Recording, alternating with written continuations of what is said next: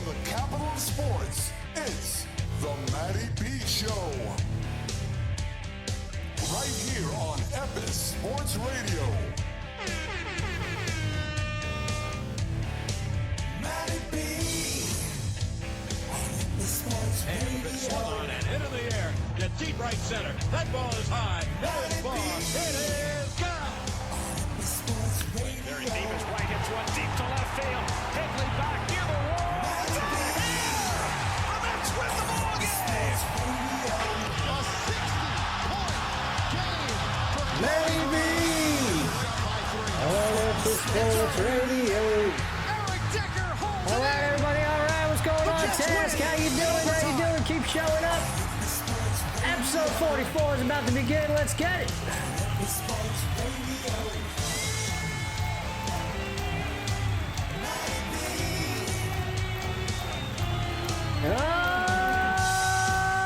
Alrighty, what's going on, everybody? It's your boy Matty B, Epis Sports Radio. This is episode 44. I got a very special guest with me. It's my man, Pots and Pans, a good friend from high school.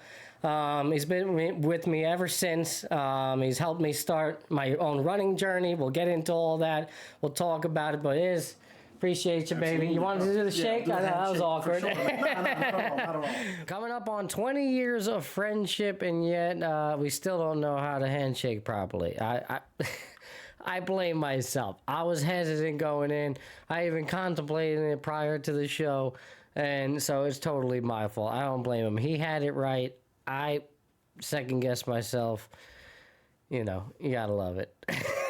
What's going on, man? Pleasure to be here, my brother. Pleasure. Thank you for being here. He's a fellow marathon runner. I wanted to bring him on the show and talk about his recent experience at the Chicago Marathon. He ran, what was it? What was your time at the Chicago Marathon? 3:46:24. 3:46:24. The goal was? Sub 350. Sub 350. That's phenomenal. Thank you. All right. Appreciate that. For somebody that is hasn't even scratched sub 4 yet. You will soon. You know, I tip my hat to him. He also recently volunteered at the New York City Marathon. At the Expo. At the Expo. But you went down and spectated. Oh, yeah, for we the cheered, New man. York City. Yeah, Right, it okay. was amazing. You were chilling with the Bronx Burners. Yeah, mile 20 and a half. He was chilling. He's associated with a running crew located at McCombs Dam Park, Yep. right? Right by Yankee Stadium in the Bronx, known as the Bronx Burners. Shout out to the Bronx Burners. Anybody interested coming on? Rob, Shaq, you know, come on in. All right. You know, big shout out to them. They've done a lot. Is going to talk a lot about what they do and all that. Getting a little promotion for them because they damn well deserve it. They've been, you know, they recently did a gala, right? Oh, yeah. It's just, Yeah, you know, thanks for that. you guys are doing, documentaries. During New York City Marathon Week, we held our first gala. Yeah. It was fantastic. Yeah. I mean, the spirits were very high. Yeah. Yeah, no, It's great to see that we're growing as a non-profit organization as well as a running club. What you got, and at the core, what the Bronx Burners do is really it started for charity for kids and all that, right? That's what you know. I know they raise money for local kids. Is it only in the Bronx or is it elsewhere? Well, it's growing, but it did start off kids in the Bronx, right? Yeah. And again, it's a running club and a 501c3 nonprofit, and we raise funding to provide scholarships to kids to go to college. So it's a grand mission.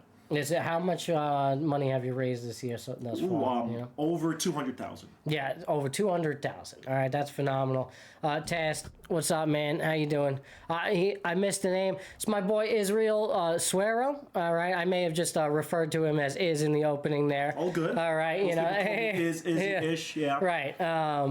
You know, I apologize for that if I didn't drop his name right off the top. You're good. Yes, it's my longtime friend. You know, like I said, we go way back. St. John's Prep in Astoria. You were there, right, from freshman year, of right? Course, yeah. Freshman year. You remember our first class together, social studies with Mr. Caravinas? Right. Yes, indeed, we're indeed. way back. You know, and it's funny. I think our relationship grew after high school way more, right? You know, we hung out. But it wasn't like, For sure. Like in high school, we were good acquaintances. Right. We're classmates in several classes, right? And then once we graduated high school, 2010. Wow, not to date ourselves, but it just a long time ago it feels. That's 15 years now. 15 years ago, 15 right? years. It's pretty old. And then years later, I remember I started a new job, right? It was summer of 2016. I know everybody references summer 2016, summer 2016. It was a great summer. I get it, all right? We got to move on, but it's a great summer. The hell was I doing in summer of 2016? You were living in Forest Hills.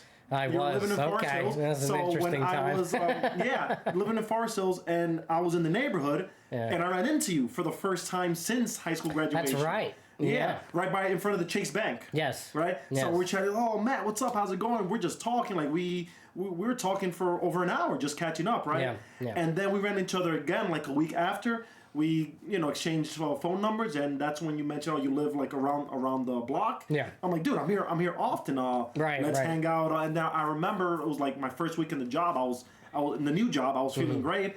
And then I invited you out for some drinks, and we had some drinks, and that was so the foundation of this current relationship that we have now. It definitely is stemmed more so from 2016, but prior to that, we were like good high school buddies. Yeah, and then more so it would take off. I was trying to figure out when we started our recent running journey. Right, it's the shirt that I'm actually wearing. This is the first. If those for you that could see, everybody on TikTok. All right, this is not the official New York Roadrunners Brooklyn half. NYC it's NYC Runs Brooklyn half. Which, hey, listen, shout out to NYC Runs. They throw good events. That wasn't necessarily. That wasn't the first run that we did. What was the first run we did? Right, it was the Rockaway. It was June 2023 during Father's Day. Right. The Rockaway 5. Day. Yeah, the Dad Bod. The Rockaway 5K, Dad Bod 5K. You ran the 10K though. I did, and you only ran the 5K, And then Eddie and I, shout out to Eddie if he's looking, he joined that race. Another friend of ours from high school. For sure. We joined the 5K, and it was my first official race. Yeah. And that's how that started. And so prior to that, listen, I was a treadmill runner at the gym, right? Like most of us. And then when COVID came along, I'm like, all right, let me start this running thing, right? And I think for a lot of us. For a lot of people. Yeah. And I started running accordingly. And the goal was, all right, 25-minute 5K, 24-minute 5K, and you kind of feel it out after that. And I accomplished certain goals. Then the summer after, I'm like, all right, let me hit 5 miles, then 6, then 7. That's and how it starts. At that time, 7 miles was like, my marathon at the time. Like, all right, I ran 7 miles. I'm good. I'm fit, okay? And my journey kind of ended then and there. Then came 2023, and we'll get to that, like the whole my own personal journey, right? That's when it really started. I remember we went to the Knicks game, the Knicks playoff game. And that morning, you ran your first 5K. Yeah. And I'm like, oh, Matt, you run? I didn't know that. Dude, we definitely, I run too, casually here and there. Let's see if we can make, let's run a race one of these days, right? People say that, they never really do it. Sure. But Matt, he actually sent me a link. He sent me a link. I was on it. He was on it. He sent me a link to a race. And it was a 10K. I was like, hey, I don't know if I'm going to do a 10K, but I could do a 5K. And I remember we spoke to our buddy Eddie about it. And then he's like, oh, let me sign up. I'm like, all right, bro, sign up. Train, do good and all that. And that was Father's Day of June. It was a fun one. It was a fun one. It was a fun one. It was a little warm. It was, right? Yeah. And then we towed the line. And listen, for the first 5K, I did pretty well. I came in second in my age group. Yeah. And I'm like, all right, I might have something here. Maybe if I dedicate myself to this running thing, then I don't know about a marathon, but let's see if I could do these local races, right? Yeah. Then what do you know? I mean, that was the beginning of the journey. And could we segue into Sure. So that was June. Then I recall a month after that, I went to Japan. Great trip to Japan and South Korea. I went with a group of friends. It was a trip of a lifetime, right? And when I got back from that trip, again, we're talking Japan, then South Korea, Seoul, South Korea, and coming back, that is a 16-hour flight. Okay. Right? I'm just, that's a key detail, folks. Yeah, this is the biggest story. Yeah. For sure. And when I got back, it was, jet lag. You feel a little bit, you feel floaty and fuzzy, right? So I'm like, all right, cool, you're getting tired. But I was out of it for several days. I'm like, man, what's going on with me? I'm like, I'm just not in it right now. Yeah. I'm not feeling 100%. Like, really a cold. Feeling tired, fatigued. And then there's one night, I was feeling this insurmountable pain in my back, and I don't wish this pain on anyone. It was bad. And I'm like, what is this? Like, what's going on? I couldn't move. I was immobile, right? And it got better as the night progressed, but it was one of those situations where, let me just go to urgent care. So I went to... you made the right call. I went to urgent care that morning, and I was already feeling better. They did a COVID test on me. I didn't have COVID, right?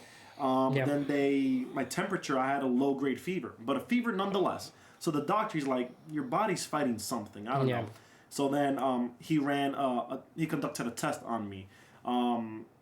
It's a D-dimer test. For those that don't know, just see the amount of pellets in your blood, right? I'm not a doctor, but just providing the simple lab blood test. I do it all the time. D-dimer test. Okay, yeah, there's more your lane. One blue top tube, regular blood draw.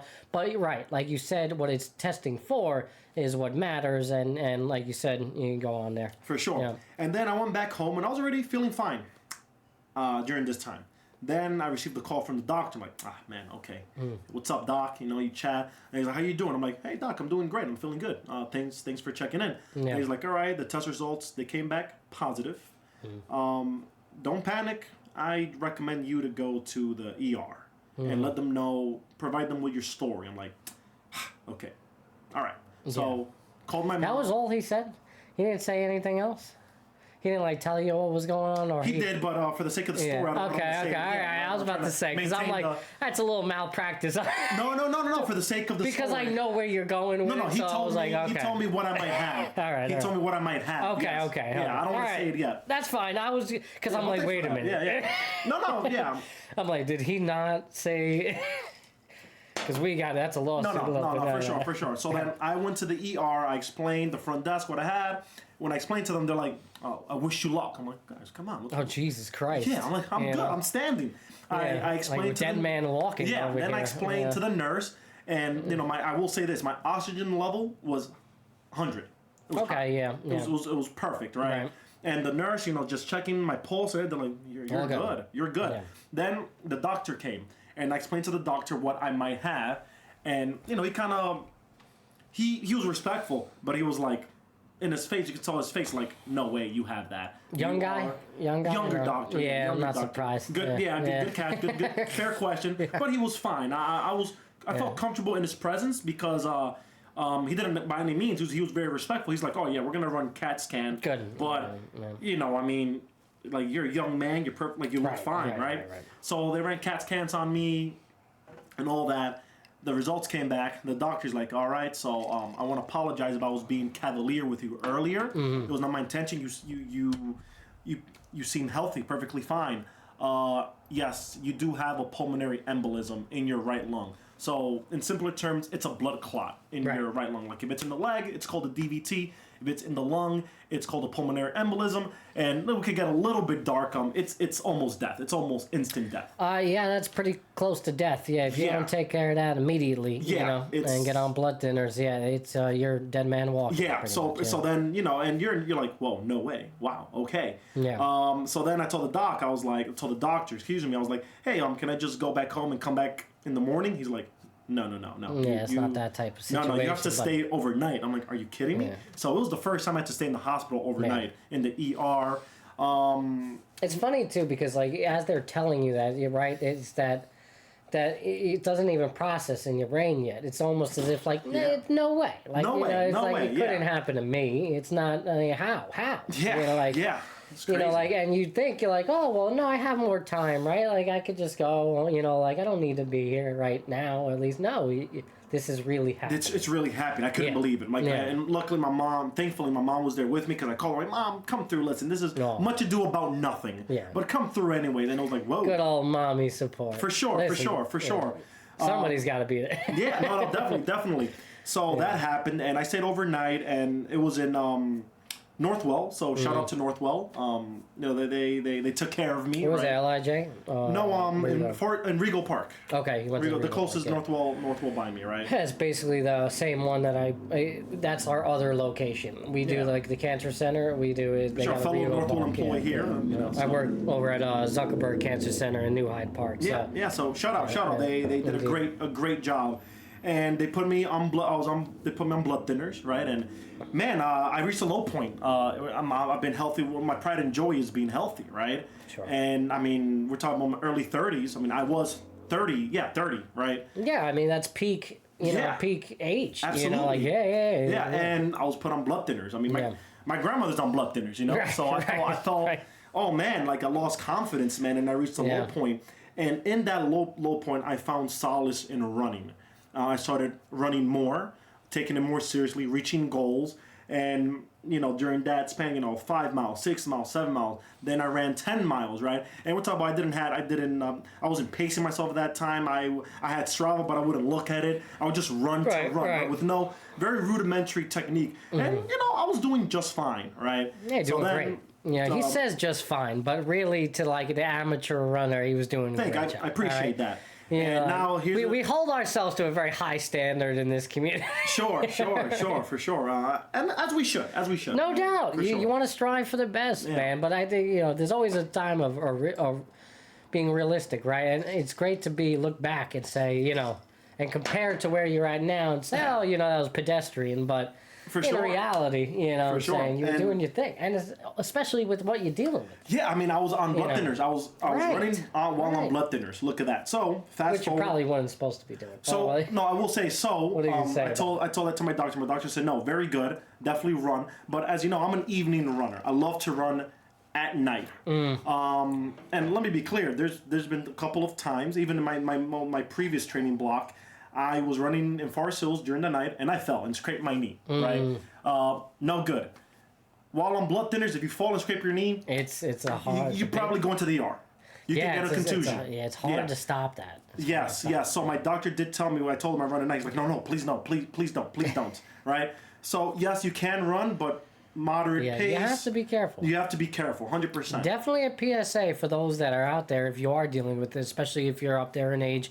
Where, if you're up 50, 60, 70 years old, you might be taking blood thinners. You might even down to a baby aspirin, which technically not a blood thinner, but still a similar effect on the body. You need to be careful. Obviously, fitting in your training plan, not always feasible, especially during the winter where it gets dark early. It's tough. Yeah. That's another thing, it was during this time 2 years ago, yeah. Right. Yeah. So then fast forward to November of 2023, the New York City Marathon. Matt and I were in our respective homes watching the New York City Marathon. And I know Matt already had marathon aspirations, right? I didn't really... Tried to get into that one. Yeah, I really didn't have any marathon aspirations. I was like, whatever, great for those that run it. So then I saw it, and I was inspired by watching the New York City Marathon and also by what I was going through with my health concerns and the PE. So then I texted Matt. I'm like, bro, let's run it next year. Let's do it. Let's run the New York City Marathon. And he was like, all right, brother, I love you. Let's do it. Now, to my ignorance, I had no idea. You hear 9+1, you hear charity, you hear the lottery. It's like, all right, man, I'm just going to pay the fee and I'll just enter the New York City Marathon. No, it is one of the hardest marathons to get into. Yeah.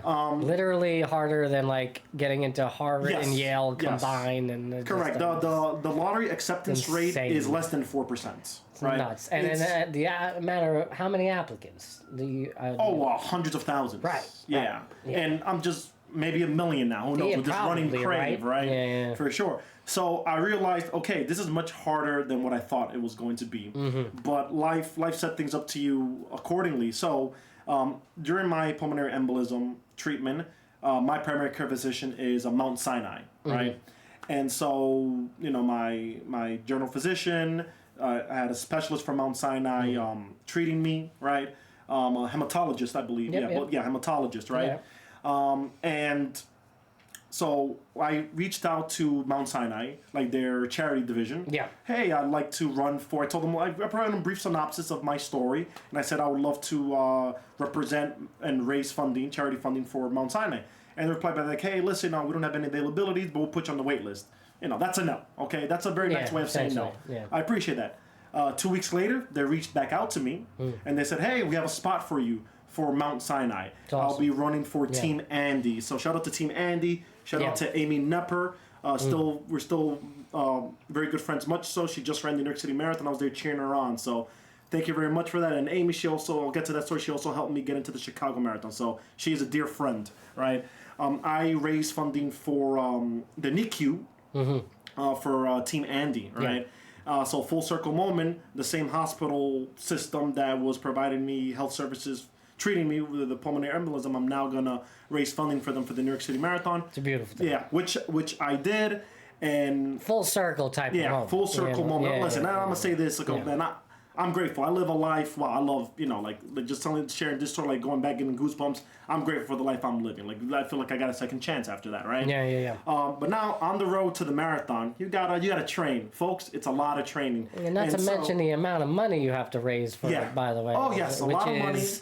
That year was what, $3,500? 4,500. 45. I raised, and I want to thank everyone who supported me. But it's worth it. It's worth it. It's a hard thing to achieve, though. Yeah, it is. It is. Especially if you're really genuinely trying to get that money and fundraising. And I believe I don't know if it's all charities, but I know somebody had told me recently for like they ran for Team for Kids. Team for Kids. For New York City Fred's Marathon. team. And if you don't somehow come up to your fundraising goal, that ultimately they just charge your credit card. Yeah, they charge your credit card. Yeah. So it's but like to think of even that's a self donation right at that point. And that's a lot. It's a lot of money. And on top of that, you still have to pay another fee for the race itself, right? For sure. Yeah. Which is 300 plus. 300. I think it's like 325 or something like that. I think $315. I think so. Yeah, you can fact check, folks. Yeah, for sure. But yeah, 300 plus. Then on top of what you're raising. Yeah, it's. And then. We don't forget about that. That's just the money aspect of it, and then there's more to it, right? Your training plan consists of spending money on fuel and whatever, electrolytes, gels, things like that. Your running shoes, your gear and all that. Yes, it is. All of a sudden, the when you sport really is break becoming it down. more expensive, right? I will say, and we could have a whole podcast discussing that, right? Sure. But the sport is becoming in itself. more expensive, right? And so now the road to New York City Marathon, right? And most likely than not, and actually probably 99% of the time, before you run a marathon, you probably want to get a couple of half marathons under your belt. Sure. And so that's what Matt and I did. And Testament, he referenced the shirt. That was our first half marathon. The NYC runs Brooklyn half marathon. Last Sunday of April, Matt and I, we towed the line together and we ran it together. And Matt did very well for his first half, period. He did very well. I did not. Man. And I know you're like, oh, come on, man, you have high standards. Like, no, the plan was just out of respect, like we were supposed to run it together. I was supposed to pace Matt, whatever. Dude, I just didn't bring my A game. I didn't bring it. And again, my running was rudimentary at the time. I had folks, long sleeve shirt.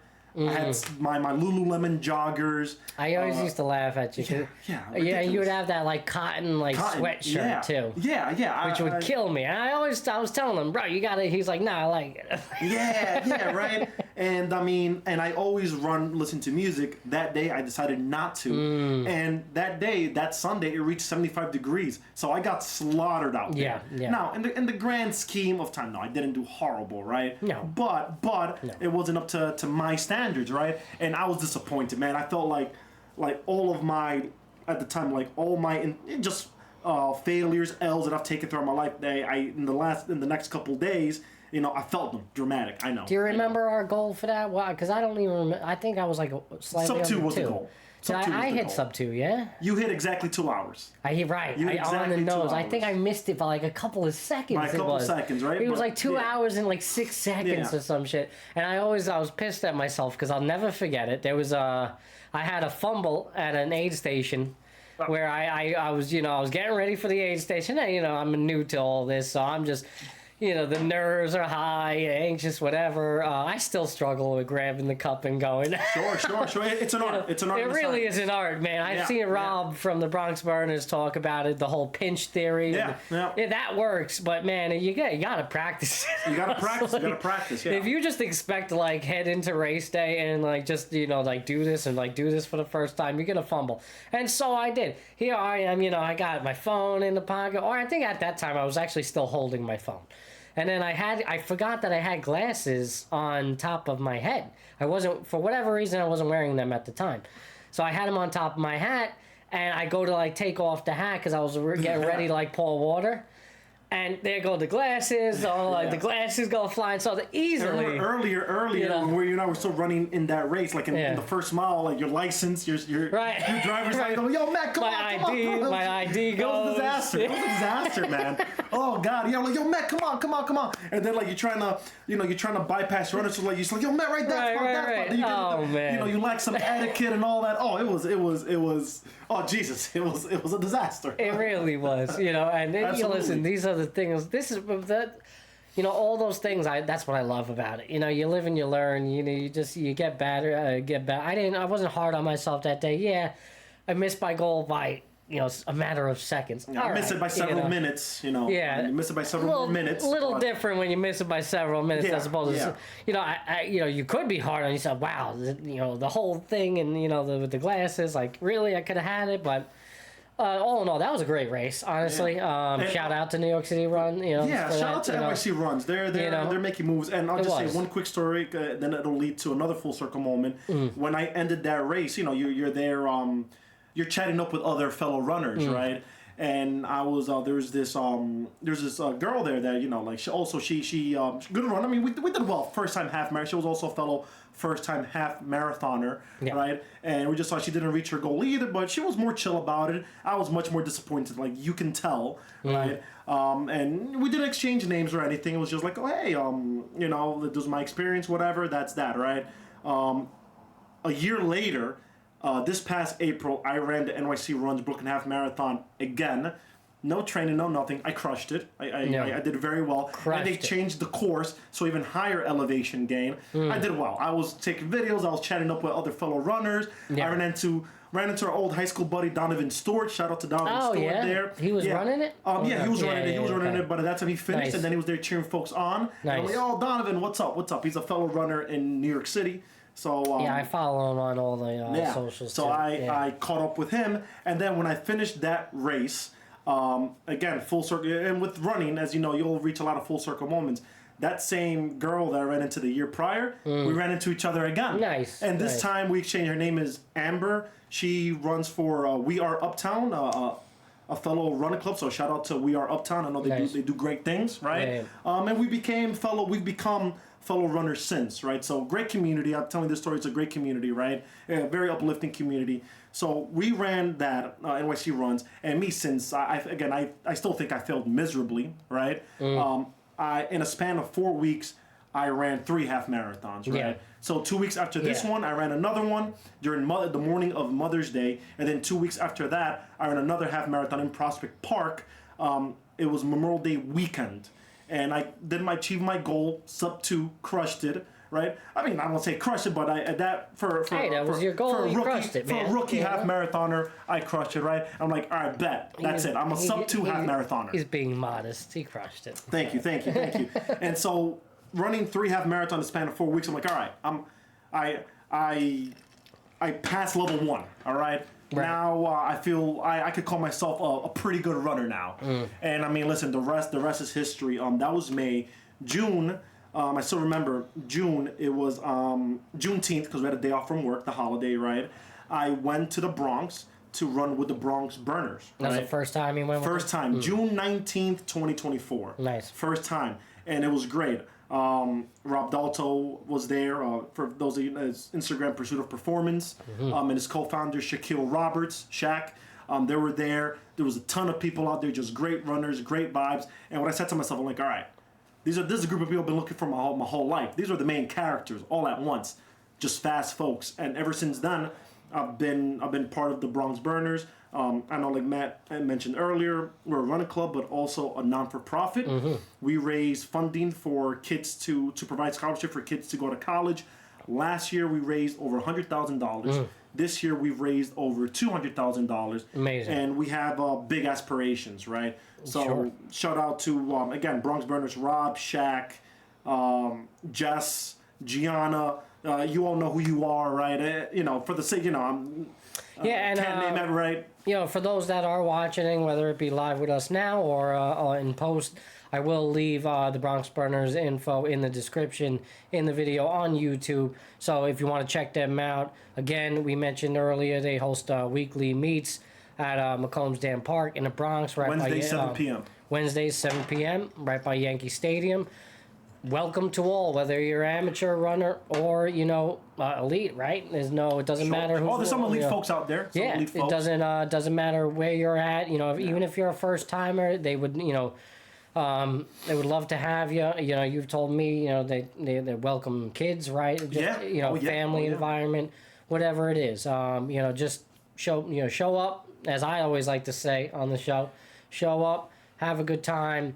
You know, I myself have not gotten the full Bronx Burners experience, but I've been a big supporter. I've watched a lot of stuff. Oh yeah, Matty B's a supporter of the Bronx Burners. I am all over it, you know, outside of actually being there in person. So even now that I say that, I feel like I have an obligation to make an appearance. Well, listen, Matt is a busy guy. Yeah, I guess you could say that, but that, you know, that's, you know, it's relative, right? You got to make time for what you're interested in and all that. I want to, you know, make an excuse.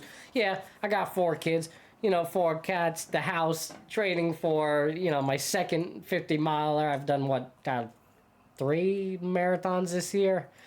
1 50-miler, you know, my first ultramarathon, well, thanks to you. That was something that, you know, I had committed to right before this year had begun. You know, Iz kind of challenged me a little bit and, you know, challenged me and said, you know, like, you know, I think, you know, you should run an ultramarathon at least by, you know, the time you're 35. And sometimes I do think losing Matt more to the ultra community than the marathon community, right? We joke about that, but I think he's headed in that direction. Well, you know what? When you get a taste of those trails, everybody, I'm sorry. Yeah. And at heart, to be fair, a lot of this journey for me, and I've spoke about this on the show before to you guys, it started hiking, my love for hiking. You know, at the core of it, I still really just genuinely love getting out there, you know, summiting peaks, you know, that's really where my love, I just love the outdoors. And running was a really good way to explore more and, you know, just adventure more. And, you know, and then when I found this whole running, you know, it's not that I found it. Obviously, I knew about marathon running, things like that, but it was never something that intrigued me growing up. You know, I played baseball, basketball. It's more of an adult experience, adult sport. I mean, the ongoing joke now is that when you hit your 30s, right, you know, it's like, it's either you're picking like a hobby and you got to kind of stick with it. It's like one of them, marathon running. Absolutely. Another's like golf for men or whatever, you know, and then, there's a couple others or whatever. But yeah, once you hit your 30s, it's certainly been a thing. I don't know what it is. Maybe it's a thing with this generation. You know, maybe it's the world we're living in. We got to cope. And it's a good, it's a great challenge, and you're seeing it more and more. But definitely, it exasperated during COVID. Well, right. I was actually just about to get there. I think, you know, and for me and you, it really kind of took off around that time. Especially my hiking journey. It really enabled me to get outside and do more things, you know, and get away from the phone and just, you know, because, again, you weren't really allowed to be around for people for the most part. I work in the healthcare industry, so there was that constant threat of being around with, you know, obviously we didn't know the severity of what was going on at the time, you know, and you know, wild times, you know, and crazy. So the natural response was to get away if you can, and running and hiking and these types of things, you know, endurance sports was a way to do that, while still, you know, staying fit and sane and, you know, whatever it is, you know, we need to do. And since then it kind of just stemmed into that. And like I said before, you know, this year, just me, I've been pretty busy. You know, I mean, I set out a goal to at least run 4 marathons this year. By the end of all of it, I have a 50-mile race coming up this next Saturday out in Staten Island. It's the New York City Trail Mix 50-miler. All right, for any of those that want to come out and support, if you are running it and you see this video, hit me up. Would love to see you. Would love to talk to you. I'm excited for that, and for me, that's more my speed. You know, it's it's a complete trail race. You know, and no pavement, or I think there's like very little portions of like actual like pavement. It's like a 16-mile loop. You know, you got to do it 3 times, and there you go. You have fun with it. You know, I love the traditional marathon. I do. You know, it's way more taxing on the body than. You know, an ultra. Oh, anybody that's running ultra on actual trails knows that is the case. Nobody. Oh, okay. Yeah, nobody will ever hide that fact. That a marathon is more taxing on the body than absolutely. Okay, oh, interesting. Sure. That the concrete pavement, whatever, will absolutely kill your body. It will wreck. That's why even for those that run a slow marathon or run walk, whatever, it's still such an achievement because it is the amount of taxing it has on your body and just overall in your physical is absurd. I've run 50 miles on trail and didn't feel as bad as I did 26 miles on the road. Ooh, I see. You know what I mean? You want to talk about doing, getting a PR or making a good time. You would probably do phenomenal on a trail run. Wow. I've never considered it. I don't know. It's something. Is this a call to action for Matty B? Tell me to run an ultra. I wouldn't say. I think eventually, maybe you should try it. Maybe, I'm open-minded. Just for once, for shits and giggles. There's also like ultras where you can do relay race. You can do a 4-person relay, whatever. And run like a 13-mile segment. Which is something just to introduce you to what it's like. To do that. I'll consider. Because trail running in itself is a bit of an art, especially if it's not like a well-maintained trail. I typically train on trails that are very rocky. If you go hiking here in the Northeast, these trails are steep and they are rocky. It's just those are the trails that I've trained on. And it's not easy. To navigate rocks and things like that. You don't have to deal with that on a road marathon. You would think it'd be more taxing on the body. Yeah. But in reality, it's really not, man. Thanks for that pro tip. That forest floor. It catches your joints and everything just ever so nicely. It's just not as taxing. Don't get me wrong. Running 50 miles is still running 50 miles, and obviously, listen, unless you're of the elite, you're not running the whole thing. There's power hiking involved, and there's definitely some segments in which you got to run. But for those that want to get into the ultra running world. You could start with a 30-mile ultra where, honestly, if you could walk 10 hours straight at a decent pace, you can complete that. You know what I'm saying? So, you don't even theoretically need to run it. You could just walk for 30 miles and still complete that. You know what I'm saying? And that's it. You run a little bit, you'll finish it a lot faster. I'm excited about mine, but good. Again, you're gonna crush it. I think this one is gonna be a PR for sure. I really, my body feels good. It feels better than it did going into my last marathon in September at the ADK marathon. My left knee felt broken going into it. I was trying to hide it. How's your left knee feeling? Great. Okay. It really feels great, and like I was telling you a little while back. I really think it's just it was a slight tweak in my running form and things like that, in my gait. And self-taught relatively. I do a lot of research online and see and learn from other influencers or just elite athletes. And try to feed off of what I see or whatever. And made that little tweak. I had this wobbly gait thing going on. I noticed a lot of amateur runners do it. Now that I'm aware that I was doing it and it was potentially causing injury, I actually see runners on the road, just like even today on my 10 mile. I'm paying attention to, what may look like an amateur runner, or maybe they're not. I don't know. Maybe they have been running for a long time, but you can see the difference. You can see if they're, keeping their posture straight and correct, as opposed to where they may be bouncing a lot, left, right, and it's really throwing off an imbalance, and it was clearly happening to me, because the second I had made that tweak and that adjustment, utilizing the arms, throwing them back. Yeah, I've seen your numbers on Strava. You've been crushing it, man. Throwing them back instead of throwing them to sides and things like that. Really, really staying hyper focused on form. Okay. The injuries went away. Ooh, okay. The injuries went away. And then, tweaked the training plan a little bit, too. I took your advice, and, I think it was part of what I was doing was a reluctancy to push that threshold to where I know I needed it to go. I thought, I was giving it my all in some points.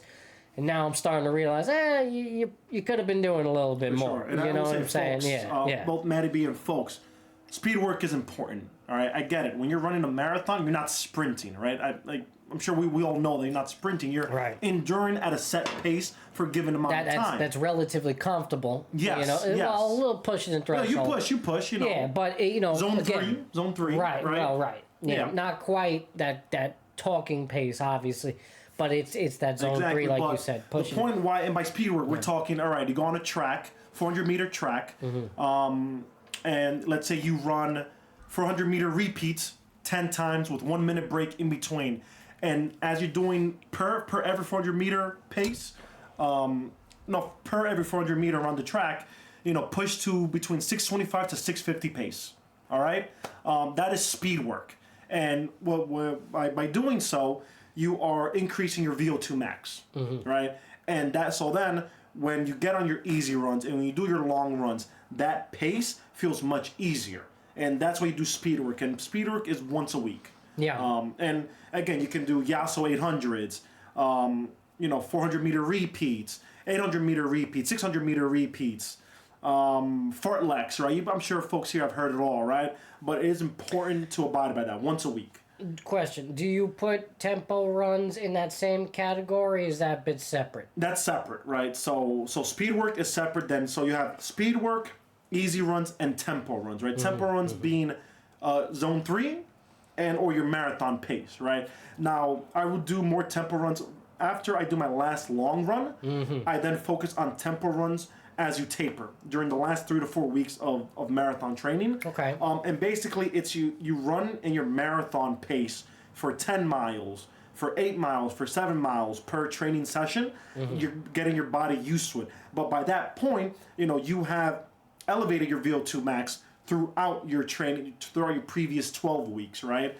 You've done the speed work. And if you're running full marathons, mind you, you're training during the summer, which is very hot. Yeah. This past summer crushed me. I mean, like, hands on knees, right? Yeah. After every session, I was just, bent over, my hands on my knees, just like, yo, man, this is hard. Maybe did I lose my running edge? Well, that's the point. You know, you train in the summer to execute in the fall, right? So then by the time September came, I was breezing. You know, my tempo pace I felt easy, right? And that's awfully discouraging running in the summertime. Very, very discouraging. You know, getting acclimated to that heat is a training thing in itself. Yes. You know, you have to get acclimated. You know, and I suggest getting out there when it's hot. I know, you know, we have a tendency to not push ourselves and be like, okay, you know, little clouds in the sky, raining, I don't want to go, or it's 80, 90 degrees. Those are the days in which you actually really need to get the hell outside. Correct. You know what I'm saying? You need to push yourself through that because,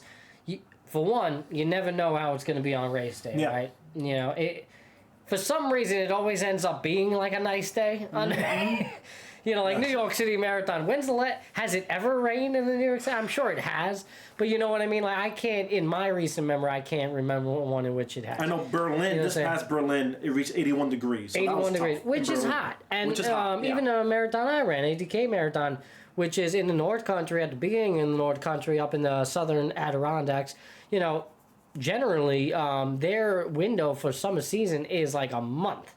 That's it. It gets cold, hot, and then cold back very quickly. Like, that's a shame. Yeah, I mean, that's what it is. That's the North Country. You know what I'm saying? I don't mind. I like it. I'm not a summer person, so you know. I will say, as I've gotten older, I do appreciate the winter more. I will say. Do you? I mean, I hear everybody that gets older is the opposite. Yeah, I hear it all the time. Before growing up, I used to hate the winter, man. Yeah. I used to hate the winter as a kid, but now as an adult, I say the last 4 or 5 several winters, I kind of like it. I get to focus. Do more deep work. Well, because I think it caters to what you're doing, right? Like, know, to the honestly, to those who are not doing what we're doing, and then, like, you know, training like that, you know, like running marathons. For sure. You know, I look at somebody like my mother, for sake, you know, she's not very active. You know what I'm saying? Bit of a couch potato, if you will. Shout out, Mom. We love you, but you know. We love you, Lisa. Yeah.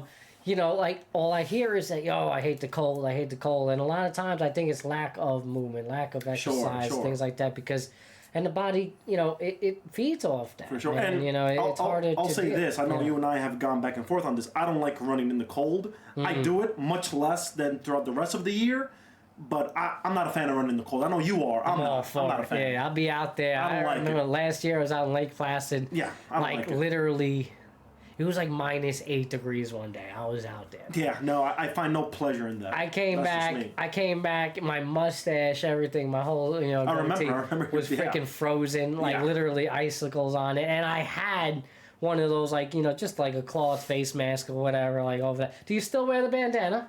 I do not. Aha! No, He used I to do wear not. a bandana all the time around the neck. Yeah. I actually like that about you. You got rid of it, huh?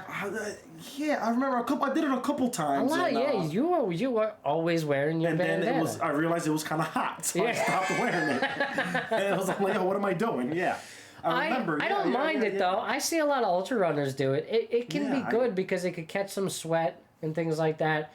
And not get here. But again, if you're wearing polyester or something like that. Well, again, I started changing my shirts, like these shirts, right? Right? And so I didn't find the need of a bandana anymore. Yeah. Maybe you should try wool. If you like cotton. Okay. Because wool has that water wicking effect. It'll stay dry. There's a certain type of wool. I'll find out. All right. I'll send it to you. I don't know if it's alpaca or something like that, but there's a certain type of wool that is good. I like the socks that I'm wearing are made out of wool. Okay. These are hiking socks. I don't know. I'll show you everybody. Oh Jesus! Oh, I'm a little sore. Comfortable.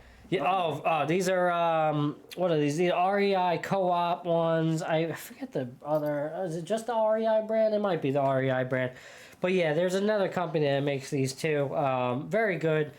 Awfully expensive, but worth it because they last. They're durable, and again, especially for what I do, ultra running and hiking, keeps my feet dry all the time. Even if I have to cross a river or anything like that, and I do get wet, the recovery in it, it picks up. It starts to dry off a little bit. So definitely you recommend that. There's certain levels to it though, certain levels of thickness. I mean. So these are much more for the winter. I wouldn't wear these during the race. There's a much thinner type of material where still wool, but more breathable. More made for running. Things like that. Because I've heard a lot of things about polyester that can be a lot of microplastics, cancerous. Yeah, who knows? I don't know. There's so much information out there. It really is. There's just too much, and I'm I like to be conscious of that. You know what I'm saying? But at the same time, like you said, there's a lot of information out there. Who knows what to believe in all the time? Who knows? Yeah, there's not necessarily. It's not like a perfect science when it comes down to it. We're still learning about it, the whole effects that polyester may have on us. But when you look at it, all our gear, the headphones we use, the watches, everything, we are exposed. We're exposed to a lot of things. If that is an issue, but. So, some people... did you hear, I'm sorry. No, you got it. In a billion years, the Earth is going to run out of oxygen. That study did come out this past week. In a billion years, yeah. The study just came out. I put good money that the humans will be well gone by... You think so? Humans, right? A billion years? A billion years, yeah. I think that's a safe bet. A billion years, yeah. Sure. I don't... Well, how long did the dinosaurs last? So, all right. I love that. I love that you brought that up. Fun fact. So, dinosaurs... got extinct. We're getting off the running community for a little bit. No. Just, hey, this is a multifaceted platform. It is, damn straight. Yeah, that's so Sports Radio. A nice nugget here. Dinosaurs got extinct 65 million years ago. 65 million years ago. Not even close to a billion. Okay, 65 million years ago. It's a thing that dinosaurs roamed the Earth longer than humans have roamed the Earth. Right. So check it out. Since dinosaurs have been extinct, you know how we say 65 million years? We're still in year 1 million. For humans, a million years from now to say 66 million years ago. Right. Yeah, exactly. Folks, we're only here for this amount of time. Oh, yeah. And the Earth is going to spit us out real quick when it doesn't want us anymore. So that's the fun fact of the day, all right? Yeah. Puts things into perspective. Hopefully our technology will put us on a planet where, we can maybe continue to go on. But Yeah, so I don't think we're making it a billion years. A billion years? Probably not. Yeah, no, it's not happening. There may be new life. Human life. like a whole new species of human. I don't know. Man, yeah. I don't know. You never know. You never know. Hopefully reincarnation's a thing. I don't know, but we won't be around for a billion years from now. All right. Before we transition, because now we are hitting an hour mark. Can you believe it? We're already an hour. Well, we can do this out. Yeah. See, this is how easy it is. I tell people all the time. You don't even realize, and next thing you know, an hour passes by, 2 hours, 3 hours, and there's the show. We are live right now on TikTok and Twitch. Unfortunately, we were not able to get the live stream up on YouTube, so I apologize to my YouTube viewers out there, which is the bulk of my platform. But y'all know that this whole video, edited version, fully edited version, will be up on YouTube later tonight, probably pretty late. I got a lot to do after the show with the kids, the whole nine. So I can't make any promises on what time that episode will hit YouTube tonight. But for sure, as you are getting your day going on the beautiful Sunday morning, get ready for some football. You can catch a little Epis Sports Radio, episode 44 with my boy Israel Suero. All right, longtime friend. We mentioned off the top of the show. Met him in high school, been friends ever since. And, you know, our friendship has taken off over the last couple of years with this running journeys that we've shared together. It's been life-changing for me. I can only assume for yourself. Definitely. I mean, you mentioned, you talk about your whole blood clot, the whole nine. Obviously good now, right? Mm-hmm. No health scares, anything. No health scares, yeah. Be careful next time we travel to Japan, all right? For sure. Listen, so compression socks. For sure. So what do you got to take? You got to take, I think there's aspirin, right? Baby aspirin. Okay, baby aspirin. Yeah. So I am, just to mention, I am fully cleared, right? And like I mentioned, I was on the flight from South Korea to New York City. And you always hear those things, you got to move around and all that, right? And which I did, I did, right? Well, listen, there's always a very small chance that it happened. I'm part of that small chance, man. Yeah. It happened, right? So definitely move around. Don't watch. I watched several movies in a row, Dunkirk and Interstellar back to back, and as you know those Christopher Nolan movies, I was like a W. I was like a W for 5+ hours. And I'm pretty tall, right? I'm 6'1", so definitely you're like a W. For 16 hours, yeah, I mean, it happened. I was part of that statistic. No circulation, like you said, and it's a great point. You don't imagine what a way to go out. You don't think you're gonna be the statistic, right? You just don't think it's gonna happen to you. People travel all the time. Doesn't happen, right? Young, old, whatever. Nah, you gotta move. I know my wife does. She's told me that's how I knew about the compression socks because. She's traveled and, she makes sure that she gets up, she moves, she stretches. Yeah. You have to do it. And I've never traveled outside of the States, so I don't know. I don't know what that's like sitting on a plane for that long. I can't wait to do it. Definitely going to go to Japan. Definitely going to do the whole Mount Fuji. You're damn straight. It's happening. No problem. That is on the top priority when I go there. So but I don't know what that experience is like. But again, I can understand the reluctancy to listen to and actually all right, I got to do this, right? It's just something you got to do. You got to be careful, man. Don't take it for granted. This life that we have, as good as it is, it can be taken away in a blink of an eye. Yeah. We haven't even gotten to it. This was the big topic of the day outside of the New York City Marathon. We'll jump back to the New York City Marathon. Sure. And just, maybe we'll talk a little bit about your volunteer work, what you did prior leading up to this year's New York City, and then spectating. But I really want to hear about your Chicago Marathon experience. Again, I mentioned off the top of the show, new PR for you. What was the time again? 3:46:24. 3:46:24. The goal was sub 3:50 and smashed it by a couple of minutes. Thank you. How was it? How was it overall? Just to start. Obviously happy with your performance. Very happy. Yeah. But in terms of the layout of the course, in terms of the crowd, spectating, things like that, how do you compare it to New York City? For sure. So I will say Chicago is one of my favorite American cities. I've been going there for several years. I've worked from Chicago.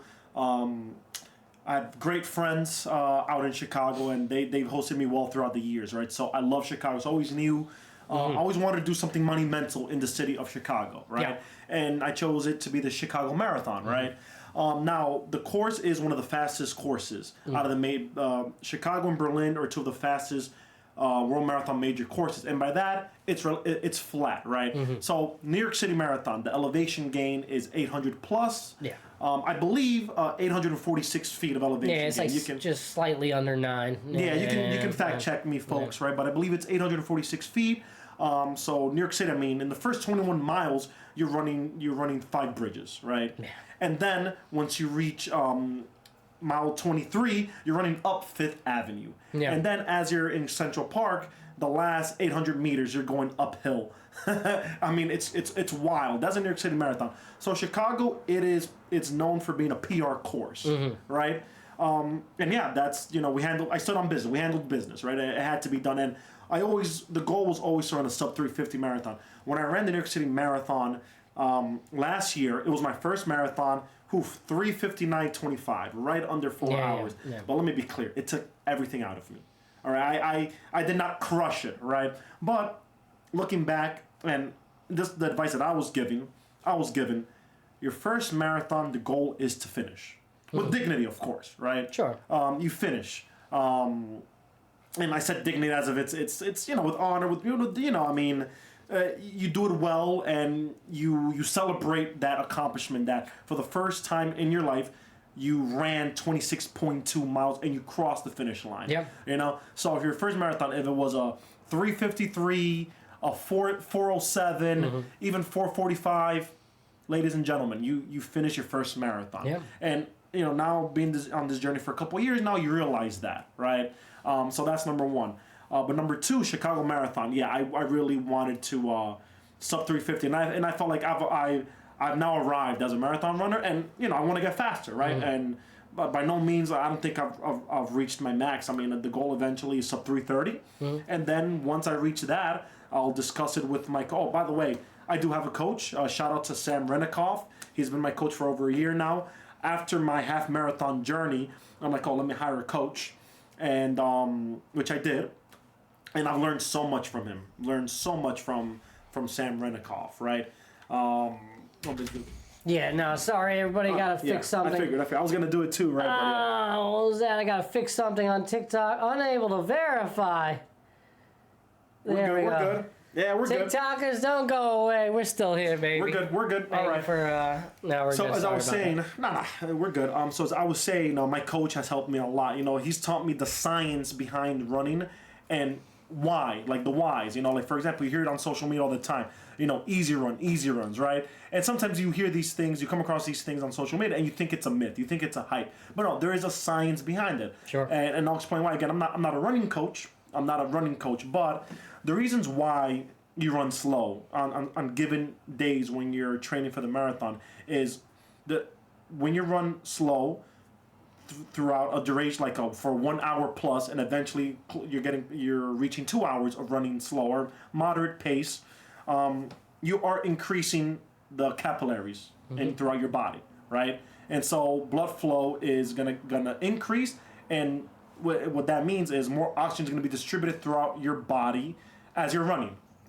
The hell of a breakdown, baby. You got it. Thank you. All right, I appreciate that. I'm glad I. Spot on, baby. That's that's why you run slow. But again, Indeed. you run slow a couple of times a week. So give or take during a marathon training block.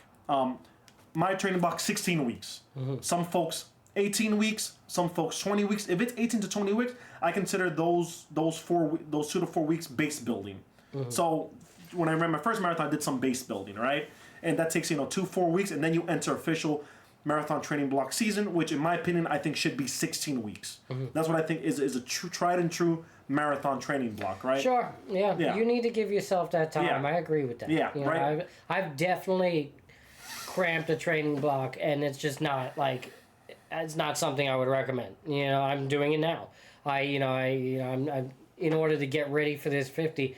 I'm still doing, mileage that I would consider like a taper situation now, being a week out. But, for me, I need to get my mileage up because I took a month off. I had a medical procedure. I wasn't allowed to run for 2 weeks, the whole nine. You guys know about it. You know, we don't need to go there. Yeah. You know, but you know, yes, you need to allow yourself that time, and it's very important. You know, especially for the amateur, more so for the amateur, because you know if you're of the elite. You know, you could probably tweak your plan a little bit. You could, you know, but it's not recommended. Well, to think the elites, they run. I mean, for folks, Charles Hicks, after he finished the New York City Marathon, he was interviewed. It was a great interview. Yeah. Very charismatic. Charles Hicks. He's going to be in the running world, in the sport of running. You're going to be hearing his name a ton, right? Big fan of Charles Hicks. Yeah. He's running 17 miles a day. Right. 17 miles a day. Right. You know, so you can't compare yourself to that, obviously, but. Again, you know, like there's reason for that, and then you know, again, like I said, you know, they might have the flexibility. And it's their full-time job. I mean, it's their full-time job. Sure. Yeah, that is their career. You know, more so about the Chicago Marathon, just to touch on it. I want to ask you some questions specifically about that. Easiest or favorite part of the marathon? Oh, okay. My favorite part was I was actually chatting with runners. Okay. Yeah, so there's this one runner that we befriended each other. His name is Joel. Yeah, great kid. It was his first marathon. Cool. You know, we ran the majority of it together. Nice. I took a video of us, a selfie video. It was great. Yeah. We supported it. It felt like a side quest. You know, it was fantastic, right? And shout out to Joel. He finished in 3:43 during the last 2 miles. He had a lot left in the tank. Yeah, I'm like, brother, it was a pleasure, an honor and a pleasure. He told you he was going? He was like... He was like, you know, we're doing it together, but I put him like, dude, go, do your thing, brother. It was a pleasure. Yeah. So he beat me by 3 minutes, which is great. I mean, please, like, do it. Go ahead, right? Yeah. With me, so I'll say this.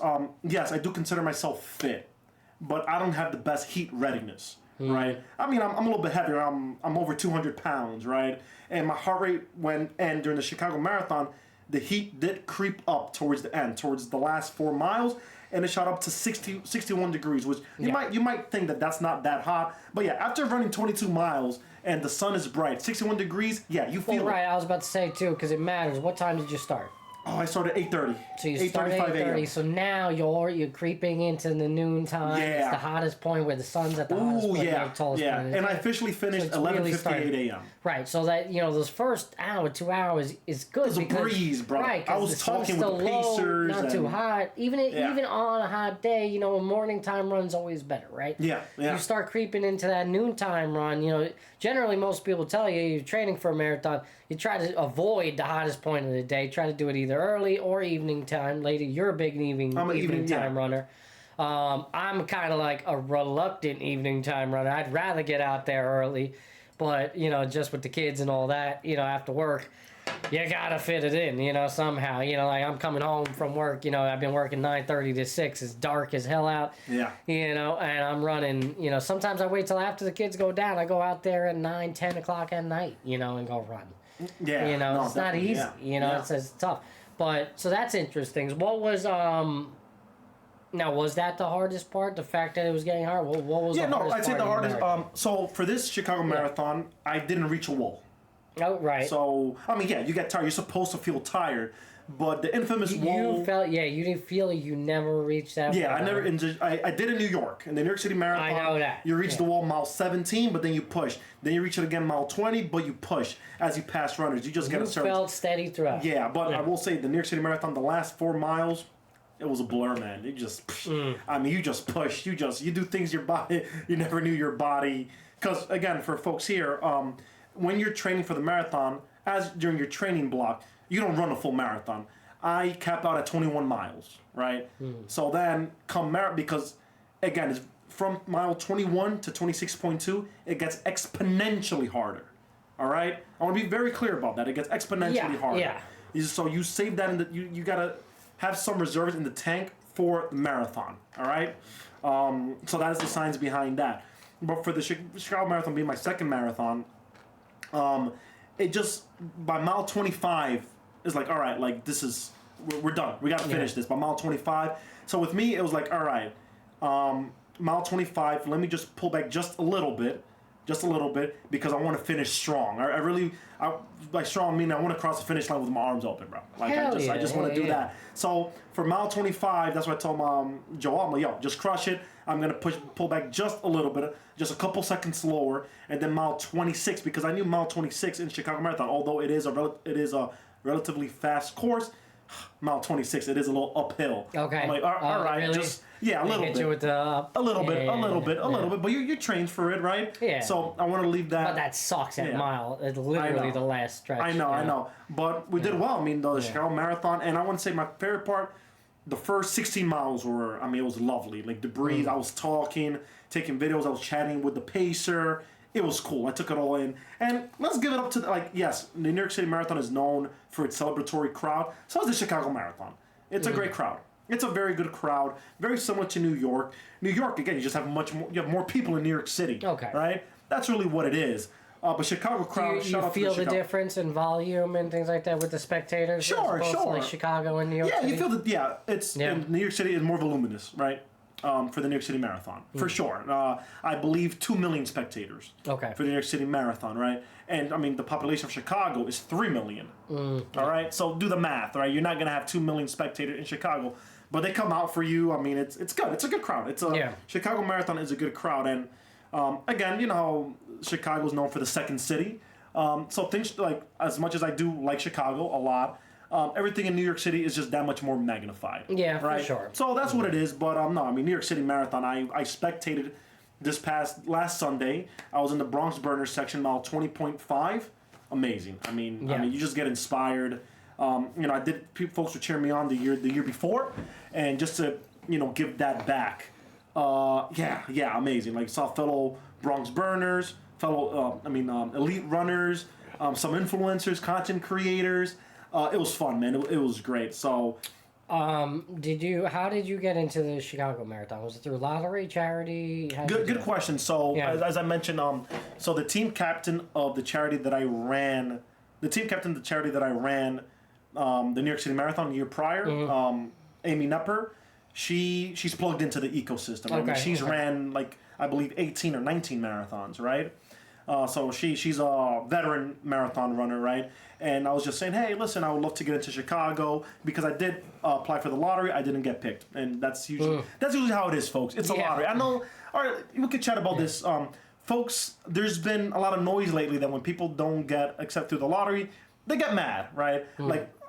I get it, but then there's a lot of controversy with the MasterCard priceless start. These influencers getting invited and all that, but then people getting mad that they don't get accepted through a lottery yet. They've been attempting for years, right? Folks, it's a lottery. It's I know you have some sentiment about it's in right? the name. It's a lottery. I don't really care in that regard like that. I kind of look at it like, if I am a native New Yorker, you would think at some point... You would think, right? Yeah. You would think at some point, you would want to invite your native New Yorkers. But again, it's lottery based. I'm assuming it's at random. I don't know. There is some question on that. Who knows? Because again, they, during the application process, they do ask, what time do you run, this and that. I'm sure they may look you up or two or whatever. I don't know. Is it truly random? Probably is. Whatever. It is what it is. Like you said, it's as good as buying a freaking lottery ticket. Chances are you're probably going to lose. Yeah. I would think in like a 10, 20 year span, you'd get in at least once. You hear stories. I know folks 10 years and haven't gotten in. I know. And this would be 3 straight years for me. So let's see how that goes. I don't know. We might have to change that. I think I might have to find a way to run this year's New York the 9+1. City. Do the 9+1 next year. I could do that. No, I think I might go through charity. I think I might go through charity. Going through charity was a great experience, right? Who knows? We'll see how it goes. Man, I gotta hit up the Bronx Burners a little bit. Even Team for Kids is open right now, and it's something like I was thinking about. Let me wrap up my story how I got into Chicago, right? Sorry. So no, don't apologize because since you mentioned Team for Kids, so a very important part. So I reached out to Amy. I said, hey, I would love to run the Chicago Marathon. Maybe you can facilitate a way for me to get in, right? Through a contact of hers. She is very plugged into the ecosystem. And so she introduced me to a representative from Team for Kids. They had some bibs available. Nice. And so I got in through Team for Kids, which is it's a great charity, Did you right? have to raise anything? Or? Yes, had to raise. But I don't recommend this. Again, I raised for New York City Marathon the year prior. So this year, and I'm getting to the point of what I don't necessarily recommend, but I didn't want to ask folks again. I think, my passion and my hobby is not other people's responsibilities. I did it once. Thank you for donating. Thank you for all my friends for donating. Friends, family, colleagues, former bosses, girls I used to date, thank you all. Thank you all, right? I felt all the support. But you can only do that once, or, Well, no, you could do it every year. I know. But I hear what you're saying, though. And, it's so I'm assuming you paid for it. So, yes, I believe... Yeah. That's right. You didn't even hit me up for a donation for this. So I believe in... I do have a budget every year for donating, right, for donations. This year has gone very well in my career, right? And so... Which, by the way, you should mention. I did not mention... No, we'll chat about it. Well, you want to just plug it in since you mentioned your career, all that, what do you do? Sure. Real quick, we'll get back to that. Okay, sure. So I am a partner and head of business development at a venture capital fund based out of San Francisco. So I essentially lead the New York City office, right? So it's been doing that for a couple of years now. Couple of years now, yes. So it's been a good year thus far. And so I'm like, you know what? I will donate, and it was a great. I'm glad that I did. Yeah. Right. So that's what I'm saying. I don't necessarily recommend that for folks. Right. We all have our different budgets, budgets and budgetary thresholds. But I wanted to donate. Right. I did, and it was genuine. Yeah. And that's how I got in through Chicago. Nice. I do have a recommendation for that because he was talking with my current boss about it. She just ran New York City Marathon. It was the first marathon for her. Ran it through a team for kids. And she got creative with her fundraising. She did football, pools and football boxes and things like that. Get creative. You could do a little bake sale, whatever. It's a lot. Again, it's a lot of effort, things like that. But you could get creative. You could find other ways. If you work for a big organization, company, whatever. I work for Northwell, so I would think, going around, I would love to actually run for Northwell if you're interested. Northwell, come on, let's get Matty B in. Come on. Actually, as a matter of fact, that might have to be. I'll be sending an email this week about that. All right. We give him a shout out in the podcast. Come on, Northwell. Come on. We gotta, especially because what got me crazy with the whole Northwell thing. Their mission is like about mental health, and I was just like. Yeah, come on. They should be sponsoring this podcast. Okay. I'm like, what? Listen. I don't want to get in trouble. I was going to give you a gesture. Should we stop? Yeah. It is all jokes, all right? I'm sure they're well aware of what I'm doing behind the scenes. I know that they're aware. But again, we try to keep it clean here. There's nothing that I'm hiding from or that I'm unwilling to talk about. That's the essence of my platform, whether it be the sports show, whether it be the Mental Health Mondays. It's all open and honest here, and it's as genuine as it's gonna get. Iz will tell you. But yeah, find a way to get creative. If you got to go through that, if you got to raise some money and do that, I think it's a great way to do it. And again, all these charities in itself, it's worth the while, right? It's really worth donating. It's not like it's just your money's going to nowhere. Even for the ultras I've had to do, raising money for nature preserves. The one that I'm currently doing, I donated a little bit, towards the nature preserve or the conservancy that's out in Staten Island. It all goes somewhere, right? The work that Iz does with the Bronx Burners and all that. It all matters, what I'm saying? They do a great job. Everybody does a great job. Again, if it's within your means to maybe pay out of pocket and donate yourself, by all means, do it. If that's what you want to do, you want to invest your money, like you said, you have a certain fund set aside. Now that might not be everybody's financial capability. That's understandable, but there's other routes, right? Outside of the lottery, you can run 9 races and volunteer for one, which would guarantee you an entry. Yeah. That in itself could get a little pricey. So you kind of actually have to weigh your options. When I volunteered, funny you mentioned that. I'm going to close the door real quick because I forgot that it was open. Oh, you're good. You keep on going. I'll stop. Yeah. No, I'll get a funny little joke regarding that. So, how the whole marathon, it's it's getting more and more popular, and 9+1, it's getting harder to get into these races, right? And when I was volunteering, I was chatting with a fellow runner, and she said that it wouldn't be surprised that eventually they might start charging for folks to volunteer. I'm like, you know what? I wouldn't be surprised either. No, it's just a joke. That's hilarious. It's a joke. Totally believable. Yeah. So we both laughed about it, and I know you mentioned that I volunteered in the New York City Marathon Expo. It was fun. I enjoyed it that Saturday in Jacob Javits. So the vibes are great. I was there taking pictures of I was assigned to take pictures of folks during New York City Marathon 2025 sign. Nice. That was great. Again, I ran it. They set you up with a camera. No, just their phones. Oh, all right. So you're literally okay. Their phones, right? I mean, that would have been cool. So I'm not a photographer, but I take pride in taking very good iPhone pictures. Right. So I did that, and people were I peeped Instagram. I have very good pictures, man. Yes. Thank you. So I take pride in that and capturing grand moments in other people's lives, right? Which running your first marathon is a grand moment. And then they also put them in the kids section. Kids, they have some obstacle course, like very miniature obstacle course. It was cute. Yeah. So I did that. This shit, very, very nice. It was a very good experience, right? It was my first time volunteering at any New York City marathon or any marathon event, actually. Yeah. So I do recommend it, right? So it was cool, and I do plan on running New York City Marathon again next year. Well, you're guaranteed, right? Upon the completion of the 9+1, right? Oh, you haven't completed. I got one more race left. December 13th, Prospect Park, the Frosty 5K. The Frosty 5K. All right. Yeah. So was that December 19th? December 13th. 13th. So I like running in Prospect Park, right? So that's gonna be my last race. So let's do that first, and then ring that 9+1 bell. That's cool. For folks that don't know, right? 9+1 is you have to be a New York Roadrunner member. Oh, you have to. Yeah. Oh, so you have to pay the yearly membership, right? And now it's tiered. So let's say if you pay the highest tier membership, you get early access to the races and volunteer slots. Okay. All right. Then you have a tier below that, right? And then the free. Then I believe, and then you have the tier below that, and then I believe that you don't. If you're not a paying member, you just find your luck. But there's no any slots left after that, right? Yeah. I believe, right? Again, this made some change over the last couple of years. Just to keep it safe, I purchased the highest paying membership tier. And even there's been times I haven't been able to get into races. I'm like, really? Wow. Yeah, that's wild.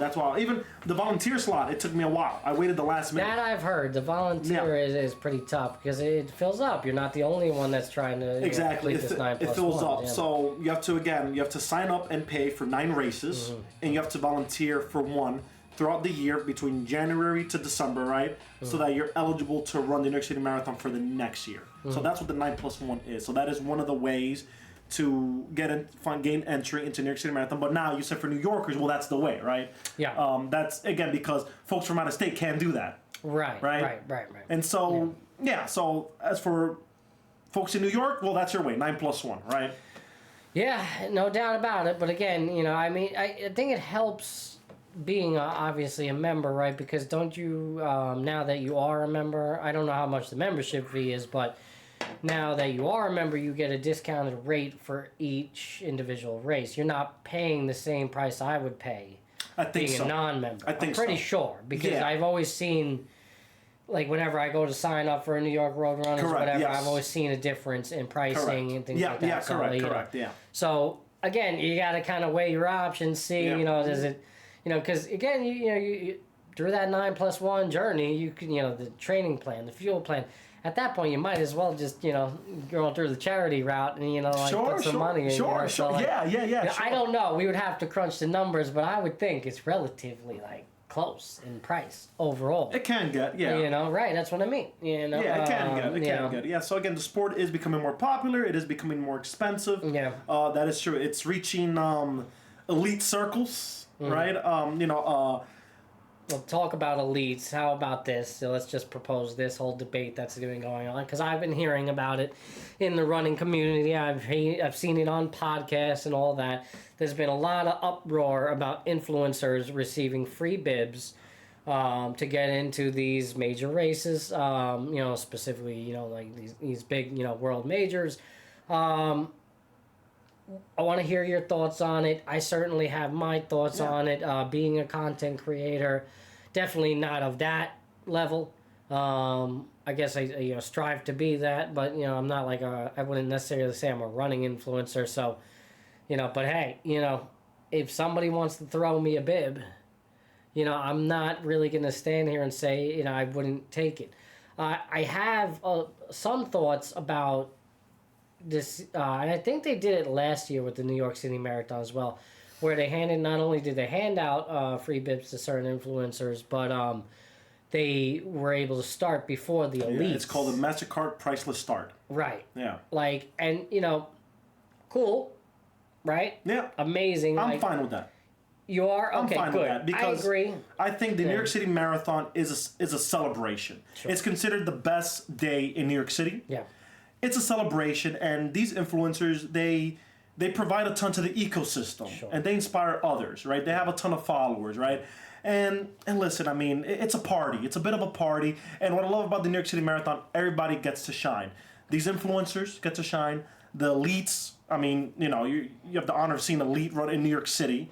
This past New York City Marathon, Eliud Kipchoge, he achieved a 6-star. It'll be the last time we ever see him. At least in that form. Exactly, right? And that was great. And what I love about the New York City Marathon, they wait for the final runner, right? Last place finisher, I mean.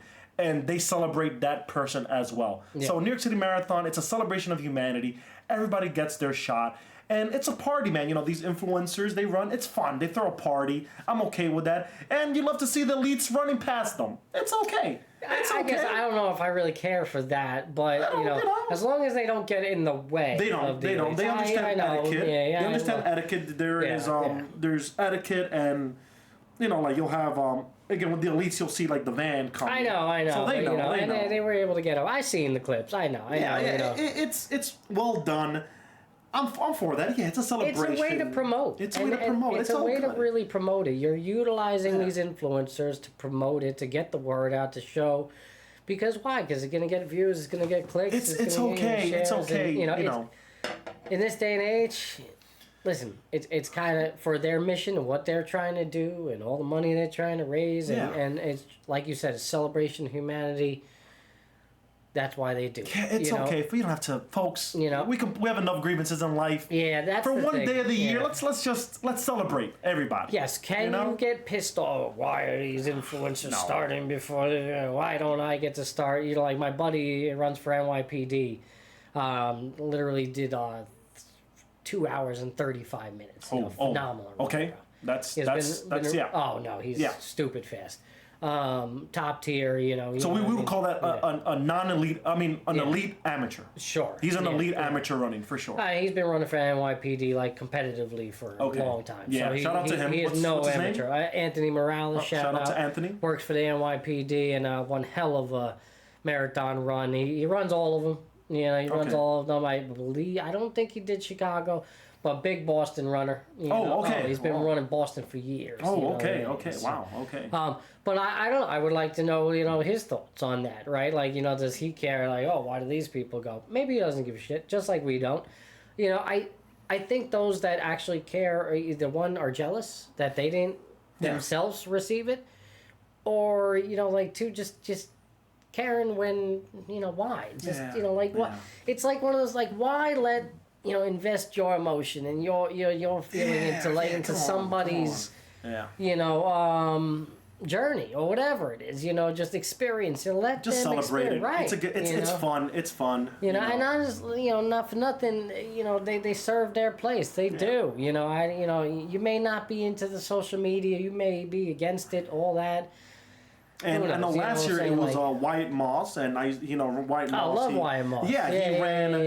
He ran a marathon in every state last year, and wild. So when I discovered him in the New York City Marathon, I started following him, and he was actually in the Chicago Marathon cheering folks on, and I gave him a high five. He wasn't running. I'm surprised. He wasn't running, but he was there cheering. I'm like, Wyatt, and he was on this ridiculous stretch of running a marathon every single week for for all of 2024. And then he did Antarctica, I think it was. He did the 7-7. 7 7 marathons in 7 days across 7 contest. Oh, Jesus. Yeah, and yeah. that was like a special invite in itself. It is. Yeah. But the kid's a hustler, man. Hey, he did it. Yeah, the pleasure. He cheered me on in Chicago. High five. I appreciate you, dog. And then this year it was two of the Utah girls, right? They're not familiar with them too much. I know about them. I just they're well, neither am I until I discovered them. Right. In New York City Marathon. So I forgot their name, their Instagram handle name, all that. So I apologize for that. But there's these Utah, like these Utah girls, right? Like that's kind of their brand. And they're running influencers, and hey, they crush it. They're very good marathon runners, right? I mean, they are amateurs, right? But their times are good. They ran 3:19 in the New York City Marathon, just party pace. That's their party pace. And one of them is a 2:40. Party pace. Yeah, and one of them is a 2:44 marathon. They're running alongside Matt James, right? Yeah. Shout out to Matt James. He's a friend of the Bronx Burners. Nice. So yeah, it's good vibes. It's good vibes. Yeah, I don't mind. Would you run New York? I mean, obviously you want to run New York City Marathon again. Yeah. Would you run Chicago Marathon again? Probably not. I think Chicago. Good question. I think it's for now. It's one and done. It served its purpose in my running journey. It did. It served its purpose. Again, love Chicago. Love Chicago, and I always want to do something monumental there. Maybe it won't be the last monumental thing I do in Chicago. Yeah. Or in any other city in the United States. But for now, Chicago, it's looking like a one and done, right? Is it because of just the racket of having to travel, having to get in, and all that? Right. It was the first time I've traveled for a race, actually. I mean, I've gone, first time I traveled as in I took an airplane. Yeah. Not a road trip, an airplane to another state to run any race. In this case, was a marathon. And that was a headache and a half. It was a workload, right? Yeah. And I even caught a bit of a cold, but I recovered accordingly. And the logistics of it, and it's a hassle. I mean, traveling. I mean, when you travel, regardless, it's a hassle, right? Yeah. So adding a marathon on top of that travel, it did. That kind of sucked. I'm gonna be frank. It did kind of suck, but I did it. I enjoyed it. But I might. There's other marathons I would like to run that I'm gonna have to travel for. So it won't be. I don't think it'll be the last time I travel for a marathon. Okay. But as of now, I think I closed that chapter. It was a check off the list. It was a check off the list. It's one of the majors. Right? Like, sure. Yeah. Now I loved it. Yeah. In comparison, because I as far as I understand, I've read, I've watched, whatever. Talked to a lot of people about it. Getting to the start of the New York City Marathon, quite a bit hectic. Was it the same for the Chicago, or was it like kind of relatively easy getting to the start? Like, how was that process getting to the start? So we'll say, for the New York City Marathon, shout out to Amy of Team Andy. We got a VIP bus. Yes, it helps to be through charity. That I've understood, right? Yes, Team for Kids as well. It really changes the experience of getting to New York City. Absolutely. Marathon. So we still hectic. Yeah. But then. Yeah, we all met up in Flatiron in Flatiron in Manhattan. Right. And right by Madison Square Park, just to be precise. At what time? 4:30 in the morning. Yeah. Yeah, it's ridiculous. 5 o'clock in the morning. Those little details matter. Now, he's a resident in New York. He lives here. Yeah. That also matters. Could you imagine somebody out, traveling? You take the train to Staten Island, then to downtown Manhattan, to Staten Island Ferry, which I've heard it's great. It's a great experience. Sure. But I will take the VIP bus. Yeah, so I did take that, and I'm very appreciative of that. And then we had our own VIP section. In Staten Island, as you right, right? Your own tent and all that. Yeah, the own tent. Right, it was great. It was lovely, right? And they probably had a nice breakfast spread. They did. I ran into some, and you run into some content creators there. Bougie, all right, bougie. A little bit, but that's what you pay for through your charity. So there you go. Yeah. Right. So that was my New York City Marathon logistics experience. Yeah. Chicago, it's in the city, right? It starts in Grant Park. Again, you wake up early.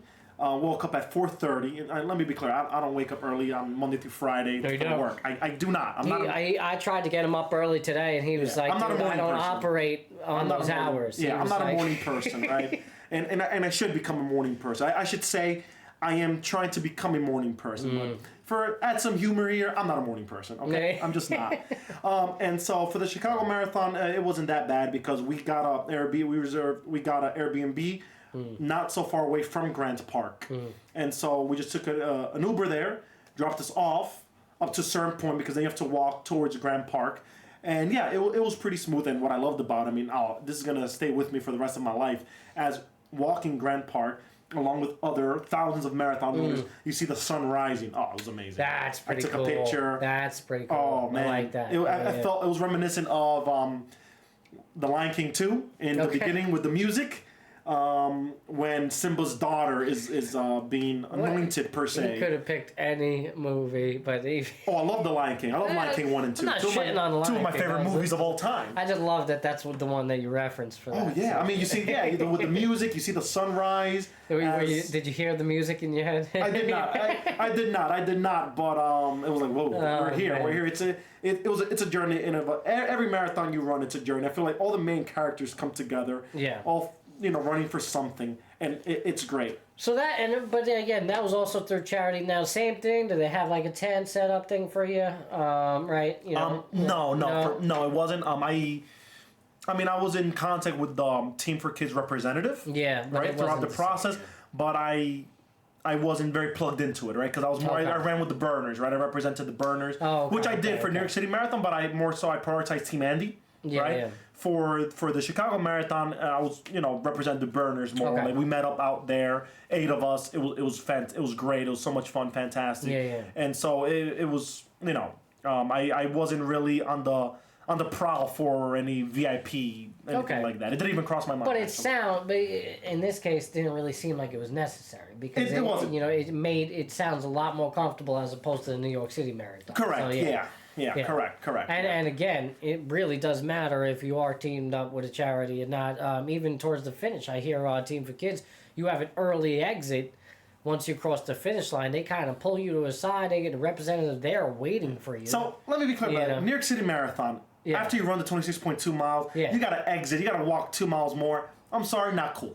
No, it's not cool. They got to figure another way. I don't know why that's the case. Yeah, that is now, I will say, again, Amy always hooks us up. We did have a VIP sticker. Yeah. Right? But I was filled with elation after completing the New York City Marathon.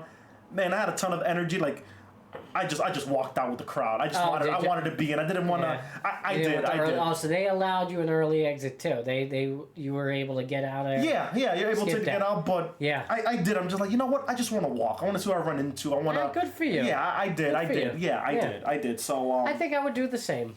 Yeah, I did. And you know what? More importantly, it's actually really good for your body to have that walk. You need a nice cool down period. For you to stop immediately is actually, the study is on. It's not good for your training. Yeah. Even after any run, you should actually have a cool down period and walk a little bit. Your body will thank you for it. Believe me, I've learned the hard way. I've just literally gone on a long run, done a marathon, and then just stop. Don't stretch. Don't do nothing. Don't walk. For sure. And your body tenses up. Yeah. And it's just no good. Walking, it brings that heart rate back down to a good level, a nice and even keel, and it's overall good for your body. Does it suck? Sure, especially after a marathon. Yeah. Absolutely. Yeah. But, you know what I'm saying? But yeah, that's just comparing both my Chicago Marathon experience and New York City Marathon. Now, I'm biased. I'm a born and raised New Yorker. New York City Marathon reigns supreme, in my opinion. It's my opinion, right? And I think it's an opinion. It's not really a hot take saying it. No. It's not a hot take. But outside of that, it would be probably Boston. Which I earlier this year did spectate Boston. Which I don't know. I haven't run it. I don't know if I'll ever get the privilege to run Boston. Would I? I would, especially because it's really not far in proximity to where I live. I don't know. I don't understand the hype about Boston. I don't get it. Like, just why it's so covered. I guess it's the oldest marathon, right? But outside of that, and so it's considered, and it's the amateur Olympics, right? Yeah. You have to qualify for it, and qualifying times are getting faster and harder. Stupid. It's ridiculous. And it's 20,000 something runners. As you know, I mean, this year. I didn't realize it was that less. Yeah, this is half. Because you have to qualify for it, right? Oh, okay. That's why it's less. But they don't even. The max they allow is upwards of 20,000. I don't want to say the max they allow. Yeah. Again, you have to qualify for it. Now there are charity slots, but you got to raise minimum $10,000. Yeah. Oh, Jesus. And they start later. Their starting time is towards the end. 10 grand. So it's tough.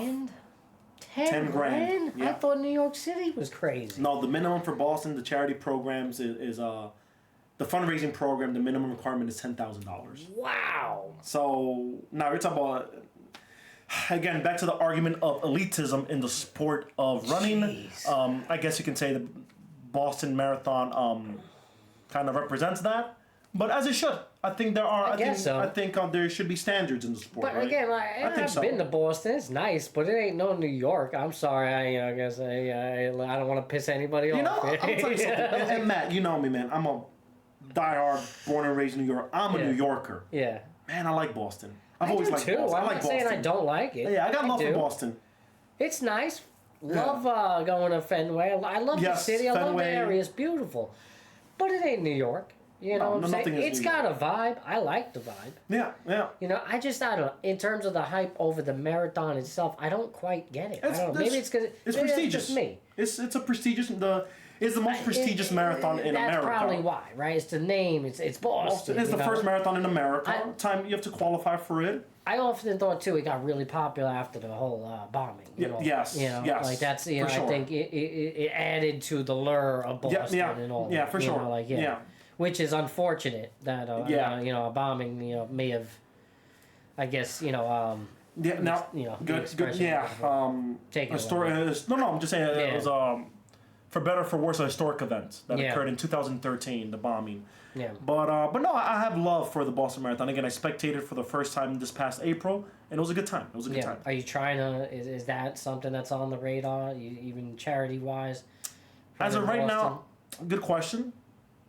Not yet. Yeah. Not yet. As of right now. Yeah. And before when I started this marathon journey, I said, I'm gonna run like 3 or 4 marathons. That's about it. I feel I got some more left in the tank in me. Yeah. So this is what I say. Let's get to that sub 330. Yeah. Let's get to the sub 330. If and when, I'll have the conversation with my coach about it. Hey, what do you think I'm at in terms of my marathon journey? How close am I to a potential sub 3? And I want to be clear, on sub 330 and sub 3, again, it gets exponentially harder. It gets harder, folks. I want to be clear. But we'll see. And I'll come to that point. But as of right now, it is not running Boston Marathon one day is not necessarily a North Star goal as of now. Yeah. I'm taking these goals a step at a time. For now, next year, New York City Marathon, and I do want to run SIM, California International Marathon. I do want to run a marathon in the month of December, get that nice breeze, and California Marathon is also a flat course, so it's a good PR course. Nice. So that one, those two are New York City Marathon and SIM. I've been considering SIM lately. Yeah, I'm looking forward to these runs coming up for me, this 50-miler next week, just because it's cold. It's cold, and I really just haven't had like a cold marathon. Now, I'm hoping the weather holds up and there's no rain or anything, because that could suck. That could suck really bad, especially in this type of weather. Some rain. My last 50-mile ultra, I was dealing with a freaking thunderstorm. Poisonous snakes, thunderstorm. Had to take a poop at mile 39 after dealing with all of that. These ultras will throw anything and everything at you, so it's a challenge in itself. Let alone trying to just stay on your feet for that long. But then after that, I have this random marathon I know nothing about, that the final one of my calendar year. That's still in the books. Okay. That's on the books. That's still going on. That's December, I believe. Which one is it? We don't know. Who's we? You and I don't know. You don't know. Okay.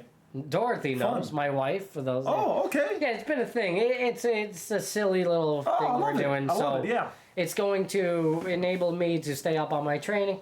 And to make sure that I'm ready whenever she calls. I love that. Yeah. So and shout out to Dorothy for administrating those logistics. Yeah, well, I'm sure she loves it because she just wants to see me suffer a little bit. So she's having fun.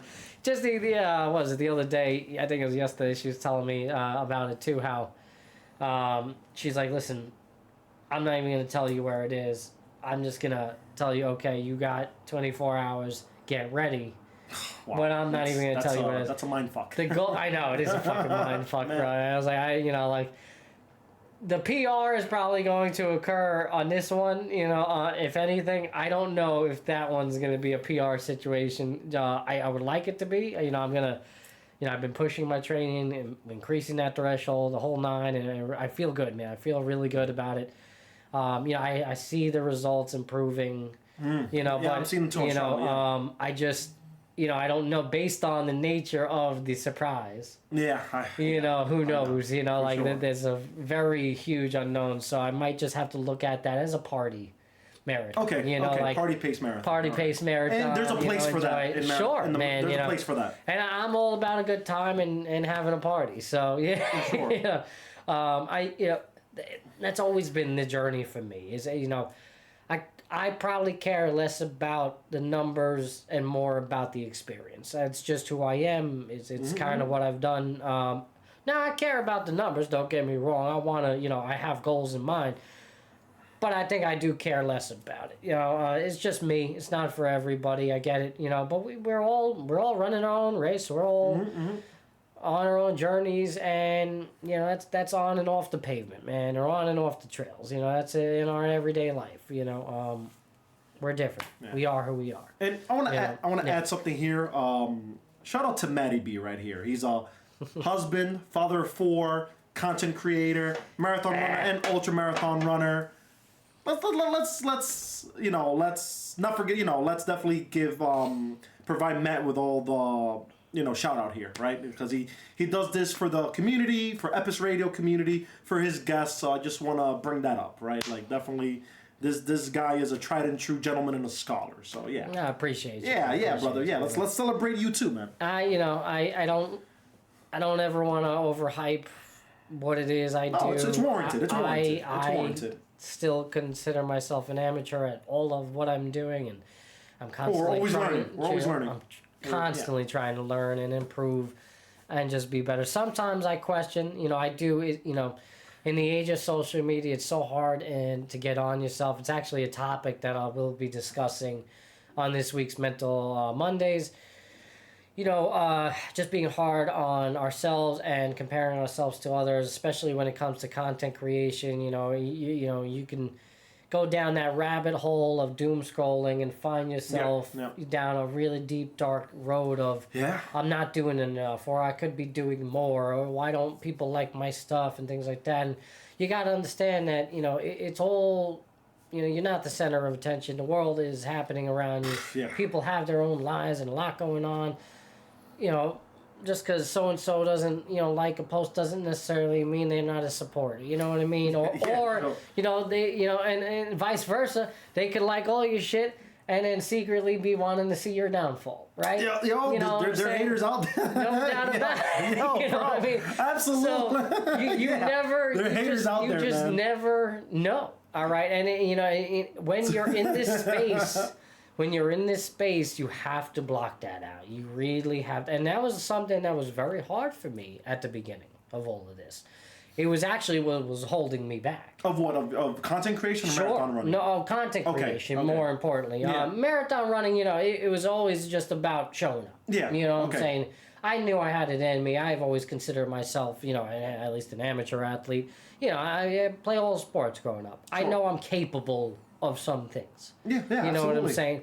Absolutely. So, you know, the marathon thing was never something that was in doubt. There was times where it was like, oh, I don't know, you know, I don't know if I've done enough, whatever. But, like, you know, now I know. Now I go into a race, I don't, you know, as opposed to the first one where it was like, oh, yeah, the first you know, one, I don't know if I can finish. You know, like, now it's like, well, I know I'm going to finish. I just don't know at what time. Yeah, you know what I'm saying? Barring any, like, wild There's injury. a mind shift. Sure, no doubt. Yeah. You know, but when it comes to the content creation aspect of things, you know, I struggled, you know, again, when you look back, you know, obviously I've been going back to February now where I've really picked up the podcast and all that, started the YouTube page. But, you know, this all started years ago. Mm-hmm. You know, years ago where I got very discouraged, you know, was letting the lack of movement, you know, affect me. And, you know, I questioned, you know, my ability. Am I good enough? Can I do this? You know, I certainly happens to all of us. was not sure, right? You know, it's a natural reaction to anything you're trying to strive and do, you know, whether it be job, just, you know, your personal hobbies, whatever it is. But I feel like there's been a recent shift in myself, just my mindset, and it's reflecting in the content. So I appreciate you, you know, giving me the shout out and all that. Absolutely, man. again, I look at it still because I know what I'm capable of and or what I can do and where I want to be with things in the show, and I want to make it a better experience for you. And at the end of the day, right now I'm not making any money off it. I don't really care for it. What it matters is about building community, building relationships. But no, you have momentum. This channel has momentum. Very good momentum. Well, I try. And even if it's just one person in a big room. Hey man, I appreciate you for showing up. I appreciate you for being a supporter and coming on and doing this interview today. I wanted to really highlight you and your achievements and your accomplishments and hear your story with the whole blood clot issue, everything, and just who you are as a person, because it's necessary, right? We all need something to relate to. We all need something to lean on, and not all of us are Olympic track runners and shit like that. You know what I'm saying? And some of us are just out here living, I guess regular lives and trying to do some extraordinary things, and that's what this community is about. The good part of it. Yes, right? yes. Because there's always, like we just said, those silent haters in the room, they're out there, man. And then certainly when it comes to the running community, ultra running community, sports in general, there's toxicity all throughout, right? Yeah. A lot of masculine toxicity, if you will. For sure. Listen. And in a day in social media, you could get wrapped up in it, or you could take the other path. And you could surround yourself with like-minded people, like individuals, like you have with the Bronx Burners. Yeah. And how uplifting. Speak on that before we get out of here for the people. We'll end that on a good note because we are approaching 2 hours. And okay. Wow. Amazing. There you go. Great.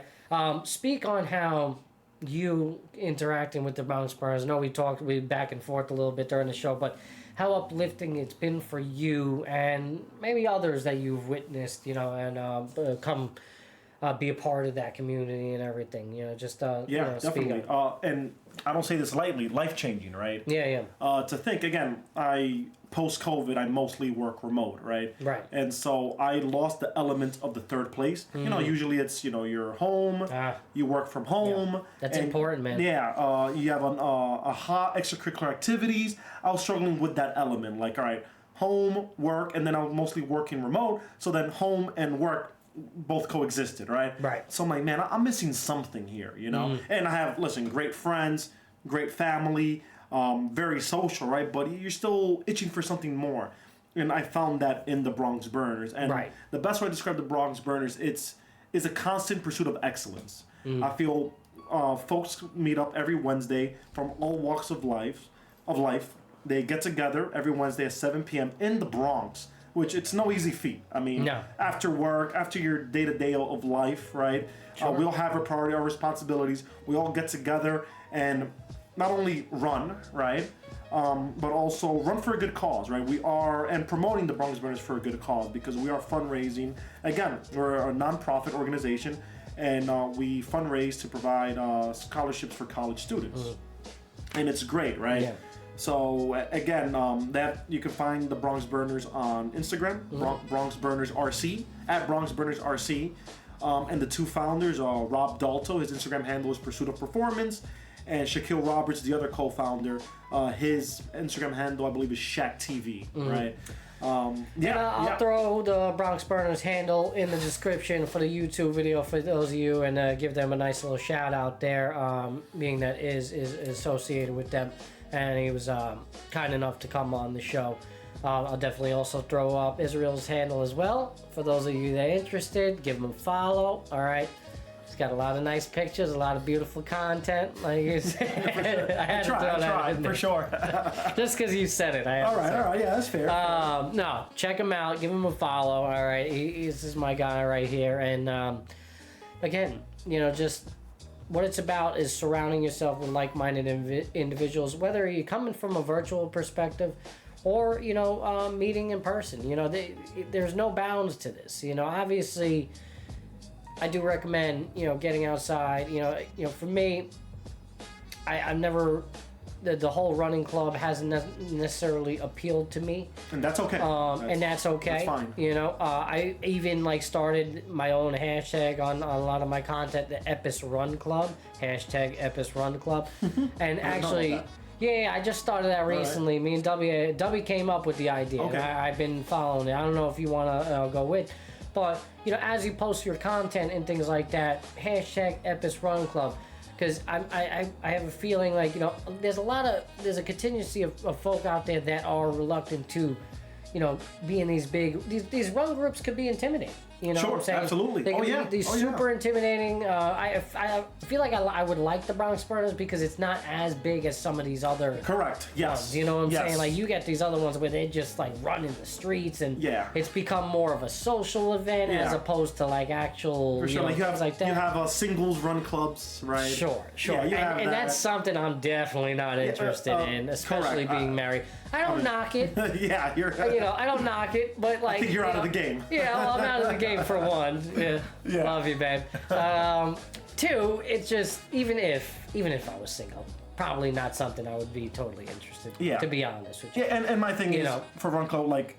I'm there to perform. Us Bronx Burners, we perform. Right. Yeah. Like there's some dogs out there. No doubt. So I want to be clear, there are multiple sub-3 marathon runners in the Bronx Burners, right? Sure. And sub-310, so whatever you want to call it, like whatever time there. Paces for everyone, but there are some dogs out there. So. Yeah, but it you know, in a positive, welcoming space that is doing it by structure, you know, and by good structure, you know. That's why I promote it. I wouldn't just promote anything, you know, but the whole idea of the hashtag Epis Run Club was that for those that are maybe intimidated or just may not be interested in joining like an actual running community, you know, actually, you know, weekly meetups and things like that.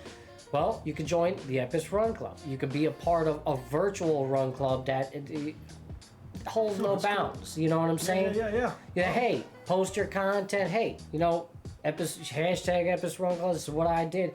You know, and we can maybe communicate and just interact on a virtual level. You know, I thought it was a cool idea. I think it's a cool idea. You know what I'm saying? Cool. Who knows? Maybe if it does gain some traction, we could do something later down the line and actually do a live meetup, whatever. That's pretty cool. I would actually love to do that. It's something that I've considered, you know, even organizing a race. If it's achievable, sure. You know, I think that would be cool.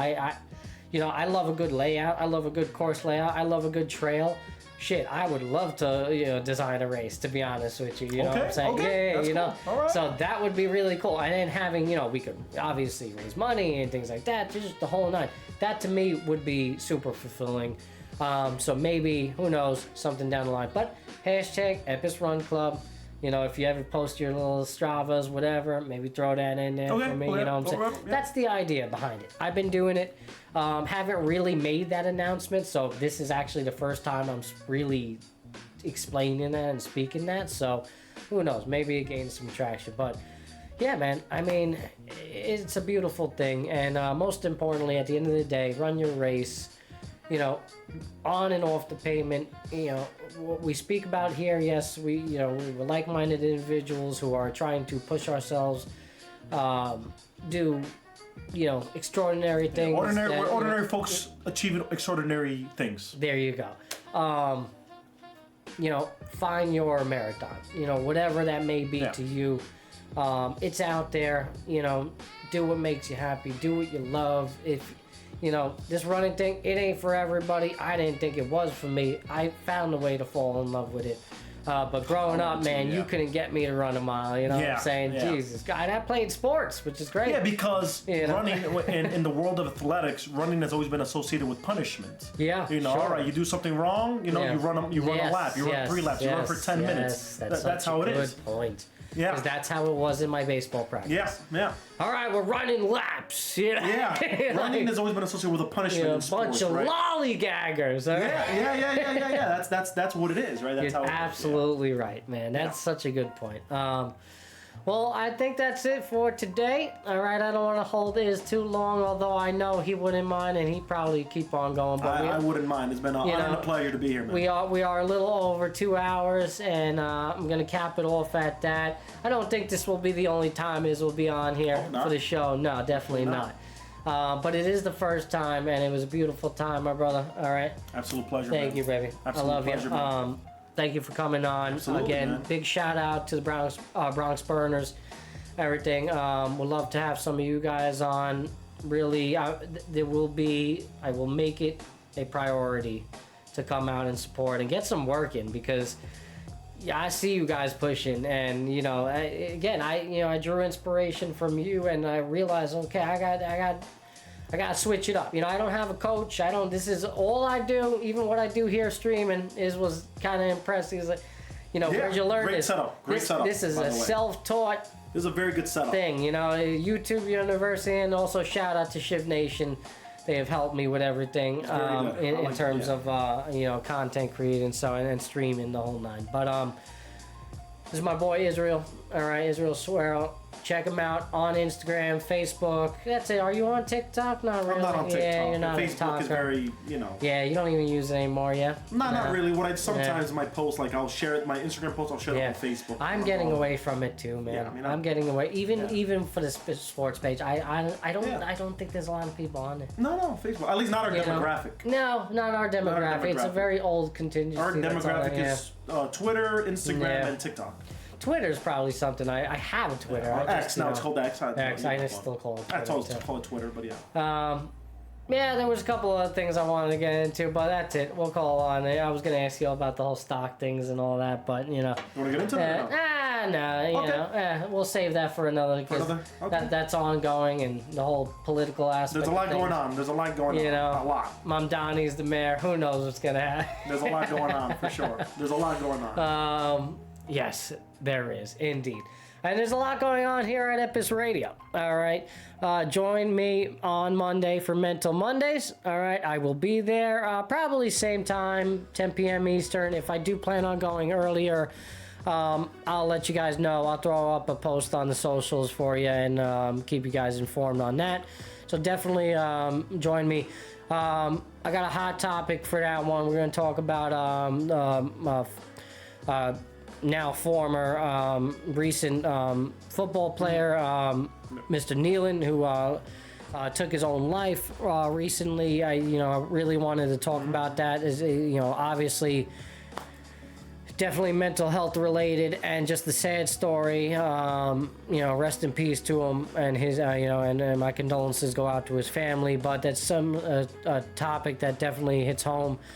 And we're going to get into it. We're going to talk about it. I invite you to come down. If it's something that you've been struggling with, mental health struggles, depression, suicidal thoughts, anything, please reach out.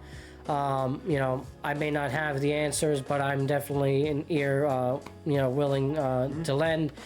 And, I can point you in the right direction if, in fact, you do need, professional help. So, join me for that, all right? Don't think I'll be doing another sports show before then. Probably not, because I got a jam-packed day tomorrow in itself. But stay tuned. We'll be back. We'll be talking again. Here, we'll end it on that note. Yeah, absolute pleasure, man. Mets, terrible ending to the year. Terrible ending to the year. I don't know if you had any thoughts on that. What do you think about the Knicks going forward, since we are a sports show? Yeah. What do you think? Mets, we need pitching. Yeah. I think that's obvious. We need pitching. Yeah, it was obvious last year, too. We need pitching entering the 2026 season. I know that we're revamping our coaching staff. I know, listen, Nolan McLean, Jonah Tong, Brendan Sprout, I think they're going to be all right heading into next year, but we do need a solid ace. We do need an anchor, right? Which we don't have. Right. I know we just we offered Edwin Diaz a qualifying offer. Yeah, well, he's apparently at his free agency now. Yeah, he declined. Yeah, he declined. Okay, yeah. So we gotta get him back, Yeah. Diaz, right? In terms of the Knicks, basketball season is still very early. I just checked the standings, so we're doing all right. We're doing good. I believe. There's a lot of panic in Nicktown right now, but guys, it's the early. new look Knicks. I know, people got to stop doing that. I think they look okay. I think they're gonna need time to gel. Yeah. With that being said, this is really a win now situation for them. I'm sorry, it just is with the landscape of the NBA. Yeah, no, and them in the East.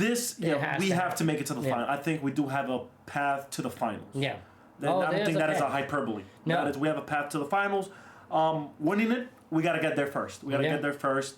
There's a lot of talent in the NBA. Yeah. Right. So those are my thoughts on the Knicks.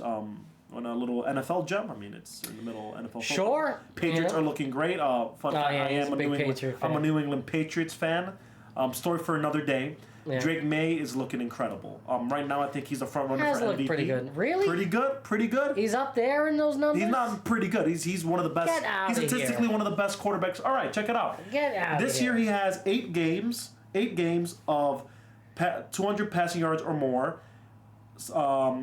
75% completion percentage, more than 70. Yeah, per those 8 games, and a passer rating above 100. What's the record?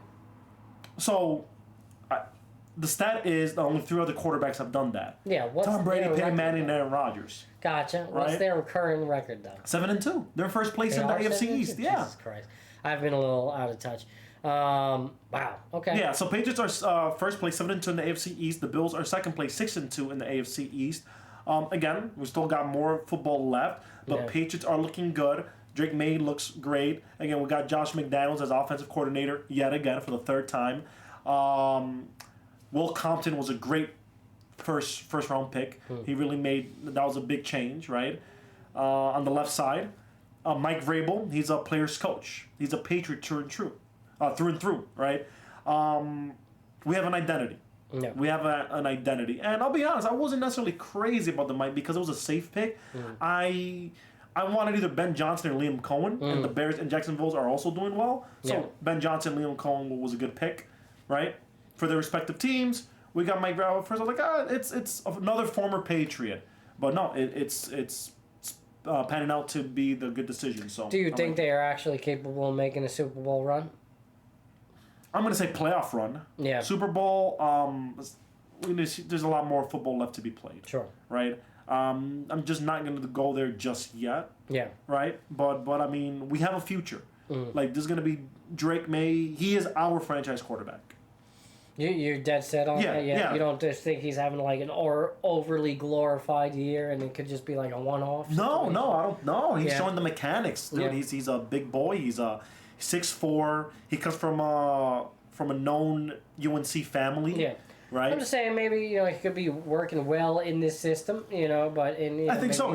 That too. Josh McDaniels' offense, right? Yeah, I think so. That also, is the case, right? I mean, last year just wasn't a good season at all, but even last year he showed stints of promise. Right. But I just think they weren't as good as his team. They just weren't as good as a team, right? We still have a lot more to go, and I'm not gonna say that I wasn't sold on it. It was just like, man, after the Brady years, it was just wasn't good. So I'm just like, all right, let's just see. I'm a data guy. I'm very data centric. I want to see the data first. Yeah. When I see the data, then I formulate an opinion on the data. Sure. So right now, I'm seeing very good data. I'm seeing very good statistics. I mean, I wasn't even aware that it was actually that good for him right now. So, that's that in itself kind of changes my perspective on it a little bit. I would think, I don't know where the Bills are at. 6-2, second place. Okay, so and they're a very good team. Josh Allen is a great quarterback. I still have my reservations about them, though. They're kind of like, you got to prove it to me at this point. They have to win. The Bills have to win. Yeah. That's it. I'm not a hater. Very much like Baltimore, Philly. Obviously, Baltimore has dealt with the injuries, things like that, but they have Jackson back now. He came back. I think so. Yes. Right. So who knows? Maybe they can make a push. And that, if they find a way to get in, due to the bad start because of all the injuries, who knows? Patriots could be in a tough spot. They're gonna have a tough road. The NFL's not easy, guys. It's not easy. No. Can you believe everything that's going on with the Jets? With this trade, getting rid of Sauce, getting rid of Quinnen Williams. I'm not familiar with what's going on. I know the Jets are 1-7. They're doing very bad. You didn't hear about the recent trades? I heard about it. I just didn't. I don't know Sauce Gardner? As far as I know, it's just a whole lot of draft picks they got back. I believe it was 2 first rounds. So they traded Gardner? Yeah, he's gone. To where? Where to? Colts. Yeah. Colts.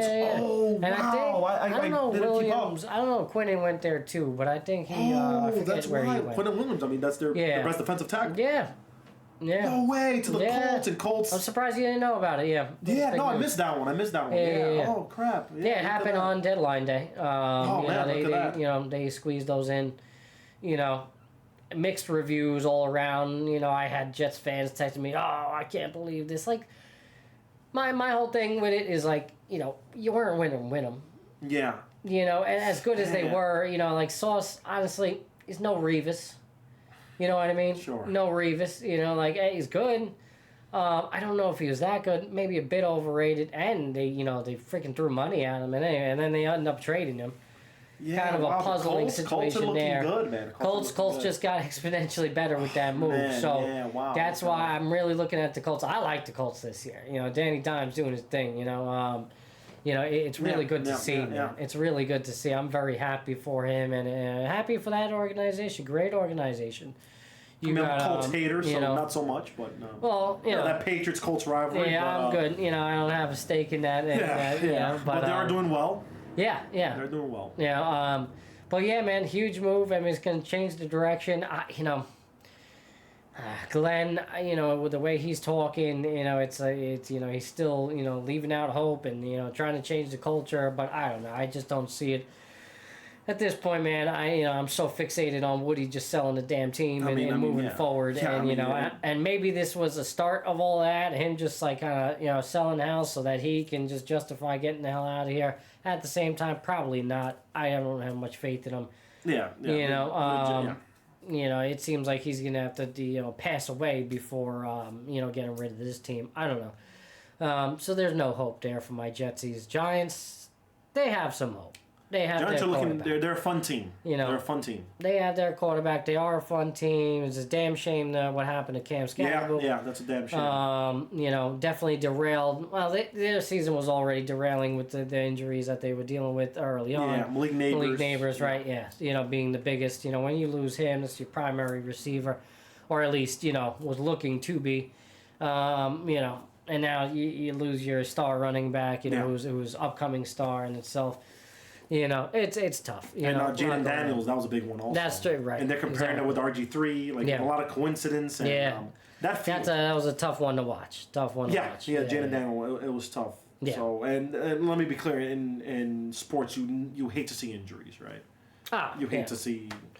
You don't wish it upon anybody. Even, even when I was, during the Brady years, as much as I, hated the guy or I hated watching him play against my teams and kicking our ass, I did, I wouldn't never the type to wish upon injury to anybody. Which you did miss season ones with an ACL injury. Yeah. That's right, but still dominating. Nobody remembers that. Yeah, right? No one remembers because that, everything else that he did. I know. I mean, amazing. But Patriots looking great, man. One last thing, sports related. How'd you like the World Series? Did you watch? Yeah, of course. Oh yeah, I tuned in. I tuned in. Yeah. It was great. The World Series was great. One of the best World Series in recent memory, right? Well, last year was good too. Yeah. Dodgers-Yankees was also good. It was nowhere near this. Really? I thought they were both good. But it was how many games they go last year? They went 6, yeah? 6 games? Yeah, but again, Dodgers-Yankees is always... It didn't feel as tight. it felt like the Dodgers had dominated. And let me be clear. I felt the series Blue Jays... played better than the Dodgers. I think they were actually the better team. Yeah, I was surprised. I was very surprised. And one thing is, in this World Series, you have 3 countries involved. You have the United States, Canada, and Japan. Yeah. So that was cool. Yeah. One of the highest viewing World Series internationally. That's why. Yeah. I mean, the international viewership was huge. I thought it was a good World Series. I mean, it was great. I think the Jays got robbed a little bit, I think the Jays lost more so than the Dodgers won. I do. I felt that way. Give credit to the Dodgers for sticking in there and playing. I mean, it's baseball. There's no time clock, so you gotta make those plays. You gotta make those at bats. The whole controversy with the ball getting wedged. I mean, that was up to ump's discretion, and it definitely sided with the Dodgers. And then all the conspiracy theories started to fly. You reference times where that has happened years in the history of the game, and oftentimes it goes to the offense. It doesn't. That whole wedge shit, really is never been enforced, and especially in this case, it looked like it was playable. It really did. From my perspective, watching it, obviously it's different as the player leaning over the ball. You have obviously clearly a better perspective of where that ball is wedged. But, he did the right thing. You are told, you are coached. Even at the, small ball level, you have rules to every field that you go to. And a good coach will have, all his players prepped, at least the outfielders, because that's the most relevant for them. That, when that happens, put your hands up and, it should, make the play dead. In this case, it was awarded, but, if it's not, and then you have that wild catch, was that in, I believe that wild catch, was that also game 6 where Kike got like, yeah.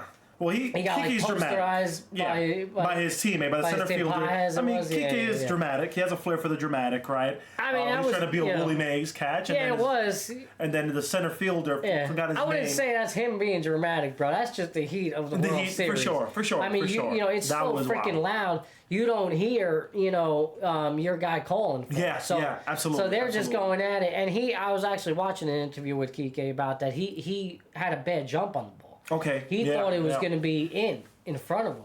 Then he realized quick, oh shit, I got to get back. So he turned around and just full sprinted. That's what you do, especially when you have a bad jump, and it ends up going behind you. You got to basically out sprint. Not even look up at the ball and just out sprint. So he didn't even see Paz coming or hear him, even if Paz did call for him. What a phenomenal play in itself. Kiki thought he dropped the ball, it was over for them, World Series over, but lo and behold, catches it. So a lot went right, for, the Dodgers in this series. But hey, sometimes you need a little luck. I want to make a point. Can we say Shohei Ohtani on his way of being the best baseball player of all time? I think he's already the best baseball player of all time. I really don't even think it's an argument. I hate having the discussion. I don't really... Listen, I still haven't done this, so I'm going to one day, and we're going to talk about it on the sports show going forward. But, there are some Negro League players out there that both pitch. And we've had this conversation. And that's relevant. I don't think we recognize that and relate to that. And we should, especially when it was just this past year, right? That, the Negro League statistics are actually being recognized through Baseball Hall of Fame. Yeah. So we should speak about Babe Ruth is not the only person to do this. Babe Ruth is not the best baseball player of all time. And come at me. That is a fact. He's not the best baseball player of all time. Those days are long gone. Was he the best baseball player of that era? In the 1920s, yeah, no doubt. But listen, I know there's not much footage or imagery to go off of, things like that. But we know, we know in terms of velocity, in terms of just everything, equipment, and the way the game was played. It's played at a way faster pace now. Just the athleticism. Babe was over there knocking down, beers and, hot dogs and, chilling. Was he good? Of course he was damn good. Yes. If you given, if you plot Babe Ruth in today's day and age and you give him all the, resources that these everyday players, give him like a year or two in his prime, and I guarantee you, actually, he probably would figure it out.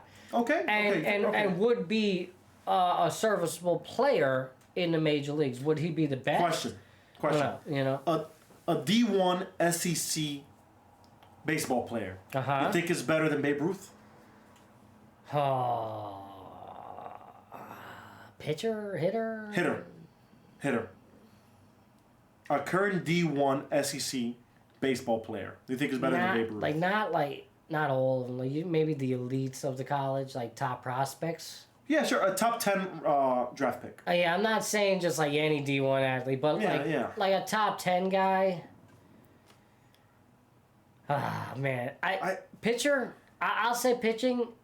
Yes. He could probably strike Babe Ruth out. I would think so. Not probably. He's striking him out. Yeah. I'll go pitcher. Hitter, I don't know.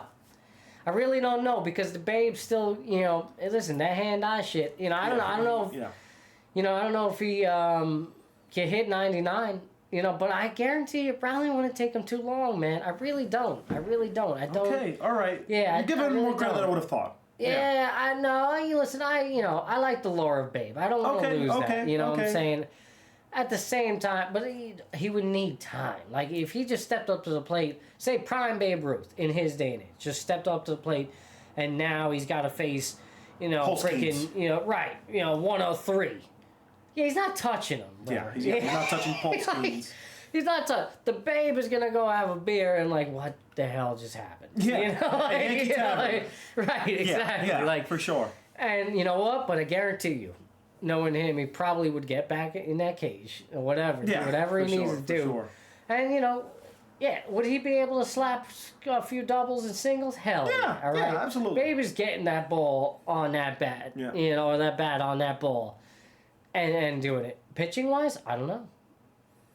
I don't think he would be able to make that transition. Does he have enough in him to do that? I don't think so. To get, you know, batting, I feel like you can make that adjustment. But being able to now pitch, you know, what was Babe throwing? Maybe low 90s?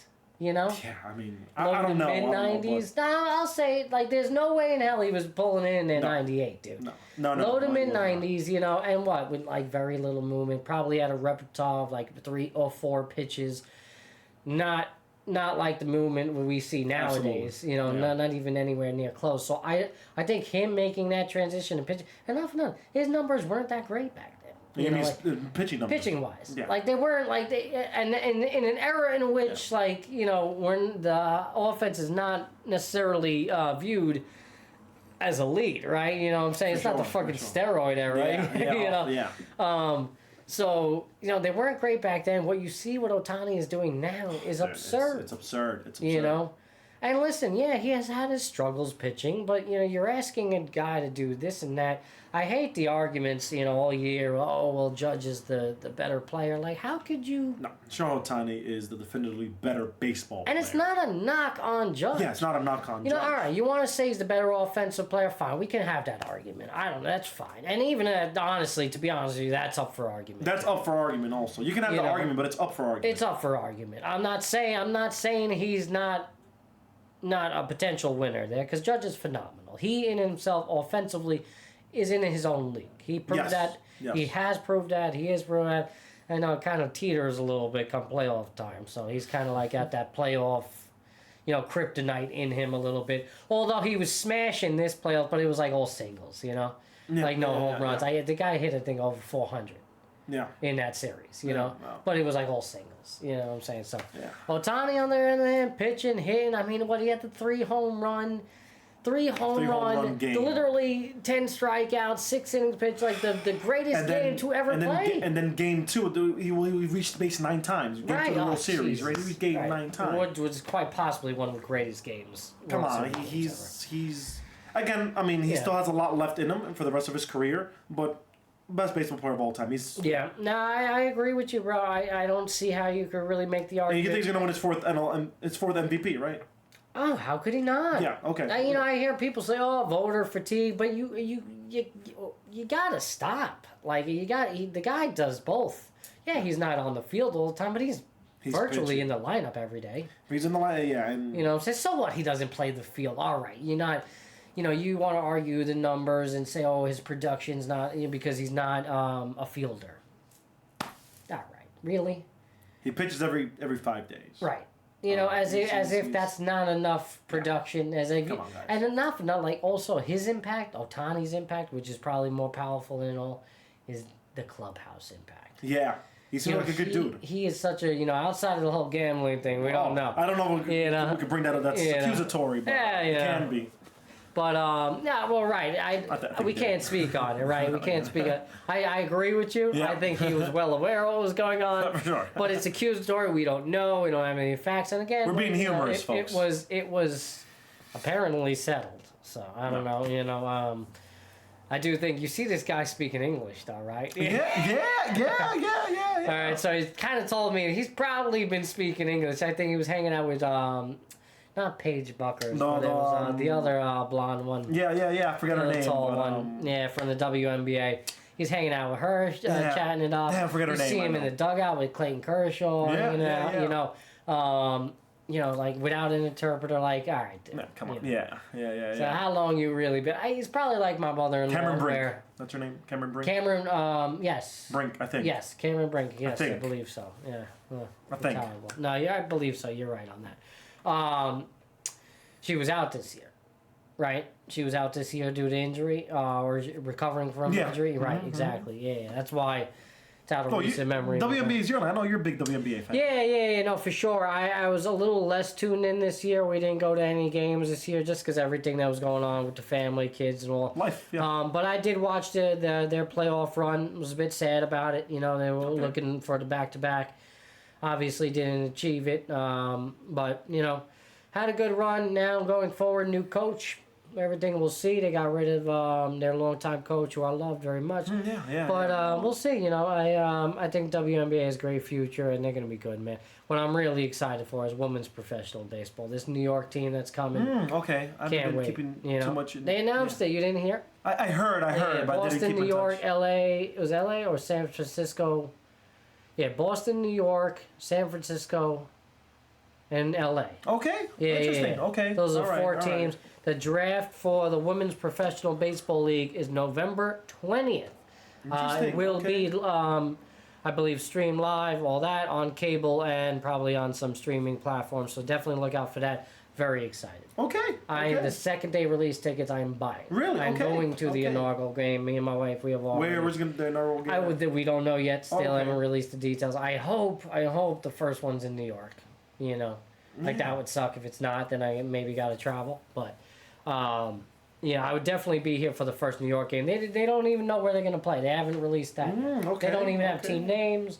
So it's still but it's slated for 2026. So I'm assuming, summertime or late spring, probably summertime, like early summertime, because they're not going to nearly play as 162 games. Long season. I would assume they're probably going to do what the WNBA does, and I think they play like upwards of 30. There's 32 or 38 games a season. You know what I'm saying? So they're probably somewhere in that realm, especially because it's only 4 teams. Yeah. You know what I'm saying? So you can't even play that much. You can't. Or it's going to get awfully. It's going to be interesting because, if it's just 4 teams and you're going to see a lot of the same competition a lot. In like a 30 calendar season. 30 calendar season, Yeah, you might have to dumb that down. You might have to. I'm okay with the 7-game series. I like 7-game series each team, and that's it. That's the season. Right, yeah, you're right. 21 games. Yeah, you're right. That's probably a good idea. You're right. I'm not sold on this yet. I mean, I don't know. I'm sold on the league. I don't know. I want women's professional baseball. Yes, no. Yes, all women's sports, it's going to lead to expansion. I'm referring more to the structure of it, but Yeah. women's sports, I think there's a need. Yeah, absolutely. Yeah, obviously there's going to, WNBA is just expanding. They're adding more teams. So, it's ever expanding. They're going to get the funding for it. It'll be, I would think so at least. Maybe it dies out like it did in decades ago. When they tried to revamp professional baseball again, but I don't know. I would love to be a sport of it. I love baseball in general, and I think it's something that I've always said is necessary. Like, why don't women, why only softball? I never understood that. Yeah, well, okay. Like softball, it's an entirely different game. Yeah. It just is. But so where are these women going to be drafted from? Because to my understanding, you can educate me on this. From college, it's softball, right? Yeah. So. Well, obviously, a lot of them have come forth. Like the word has been put out, and they have volunteered to try out. There's been major tryouts already held. So. Okay. The tryouts have already been done. As far as we know, I don't think they're holding any more. So, and it's from all over. You have former college players, softball players coming out of the woodworks. You have former Olympians coming out. Monet Davis, who was famous for pitching in the Little League World Series. Yeah. Right, the only woman to do it. She will be playing. Oh, wow. She's all grown up now. She is in her prime. Wow, yeah. I believe she is 30 years old, if I'm not. Wow, I remember her. Correct. Yeah, I remember her. Yeah, 20 or 30. Yeah. So, I'm very happy to see her. That is amazing, and she's gonna sling it. They could play, man. There's this other woman too. I believe they're playing overseas for a men's professional league, and she's pitching actively. Wow. Wow, and performing well. Nobody talks about that because it's not American, but she's kicking ass. I think baseball's in a very good place right now. Oh, I feel the previous decade, it wasn't that relevant in the sports ethos. from 2010 2019, just not so much. It wasn't in the culture as it was in the steroid era. Right? And in sports, you have dead eras, right? But this decade, baseball's bad. Baseball is in a good spot. I'm with you, bro. Yeah, it's in a very good spot. But absolutely. Mets make the playoffs next year. Yes or no? I mean, guys, come on. Come on. David Stearns. Come on. Steve yes, because if they don't, I might just, fall off a cliff, theoretically. Yeah, I mean, they were supposed to win a World Series this year, let alone not make the playoffs. And Steve Cohen, he's done his part. He has. He's obviously, he didn't deliver on his full message of winning a World Series in the first 5 years. That came to an end. That wasn't on him. That was on the players. It wasn't on him. I agree with you. But people will love to point fingers at that. Yeah. You know what I'm saying? But I agree. He's done what he's needed to do. And he's building a freaking geographical empire in Queens. Yes, he is. So look, actually, I'm very excited for that. I'm excited for that, too. And, when they have poker tables, you and me are going. Oh, yeah, we're going. And I was driving yesterday, and you're seeing it's being constructed. I know. It's crazy, man. It's crazy. Speaking of poker, we got to host a game here or something. Yeah. Jonathan, if you're watching, bro, come on. Gotta get back on the poker. Yeah, well, listen, I'm down to host, so I can totally host. I may not, you know what, I've learned from the best. Jonathan did a great job at his place and all that, so you know what, I've learned. We got to get the shuffler and things like that. For sure. Don't worry, I'm not going to have any X-ray tables going on. Wink, wink. Shame. Oh man! All right, everybody, look at that. I say. We're done for the show, and then next thing you know, we do another 30 minutes. 30 minutes of sports. Of course. We got to keep it on brand. It was a pleasure, yeah. Oh, man. Man, I love you, bro. Thank you for coming in. Oh, yeah, man. All right? Absolute it's a pleasure. beautiful thing, man. What a great show. A beautiful episode 44. Again, everybody, I'll have this show up later on tonight. Don't stick around, too. I don't know how early I'm going to have it ready for you. All right, but it will be ready for you nice and early Sunday morning. All right, catch it, watch it in parts. I'll do my part this week. I'll get to it. I'll try to timestamp it for you, make it a little easier for you to watch the full version. And I'll also cut it up a little bit. We'll do some short form and get some promos out for my guy here. All right, again, I want to thank Iz for coming on. I want to thank the running communities, all of them out there. Congratulate all the New York City Marathon runners. Specifically my boss, shout out to you. Congratulations completing your first marathon. Anybody that's looking to, run a race that's reluctant, do it. Do it. Go for it. Sign up. You'll be happier for it. It's going to be hard. It's supposed to be hard. Do it. Right, Eddie, if you're watching, do it. It's supposed to be hard. It will be hard, but you'll be happier, and it'll be rewarding. I promise you. And if you ever have any questions, please come on here. Hit me up privately. If I can answer it, I will. If I can't, I have people like Iz and other people in the community that will definitely answer those questions for you. So, appreciate you. As always, it's your boy Matty B, Epis Sports Radio. My boy Iz. Hope you have a wonderful night, have a happy Saturday, and have a beautiful weekend. And as always, keep showing up. Wake up! You can't remember where it was. Let this dream stop.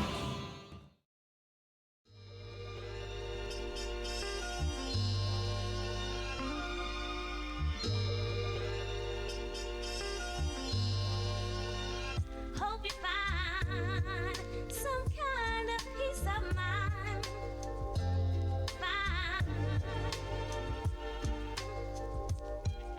And hope you find some kind of peace of mind.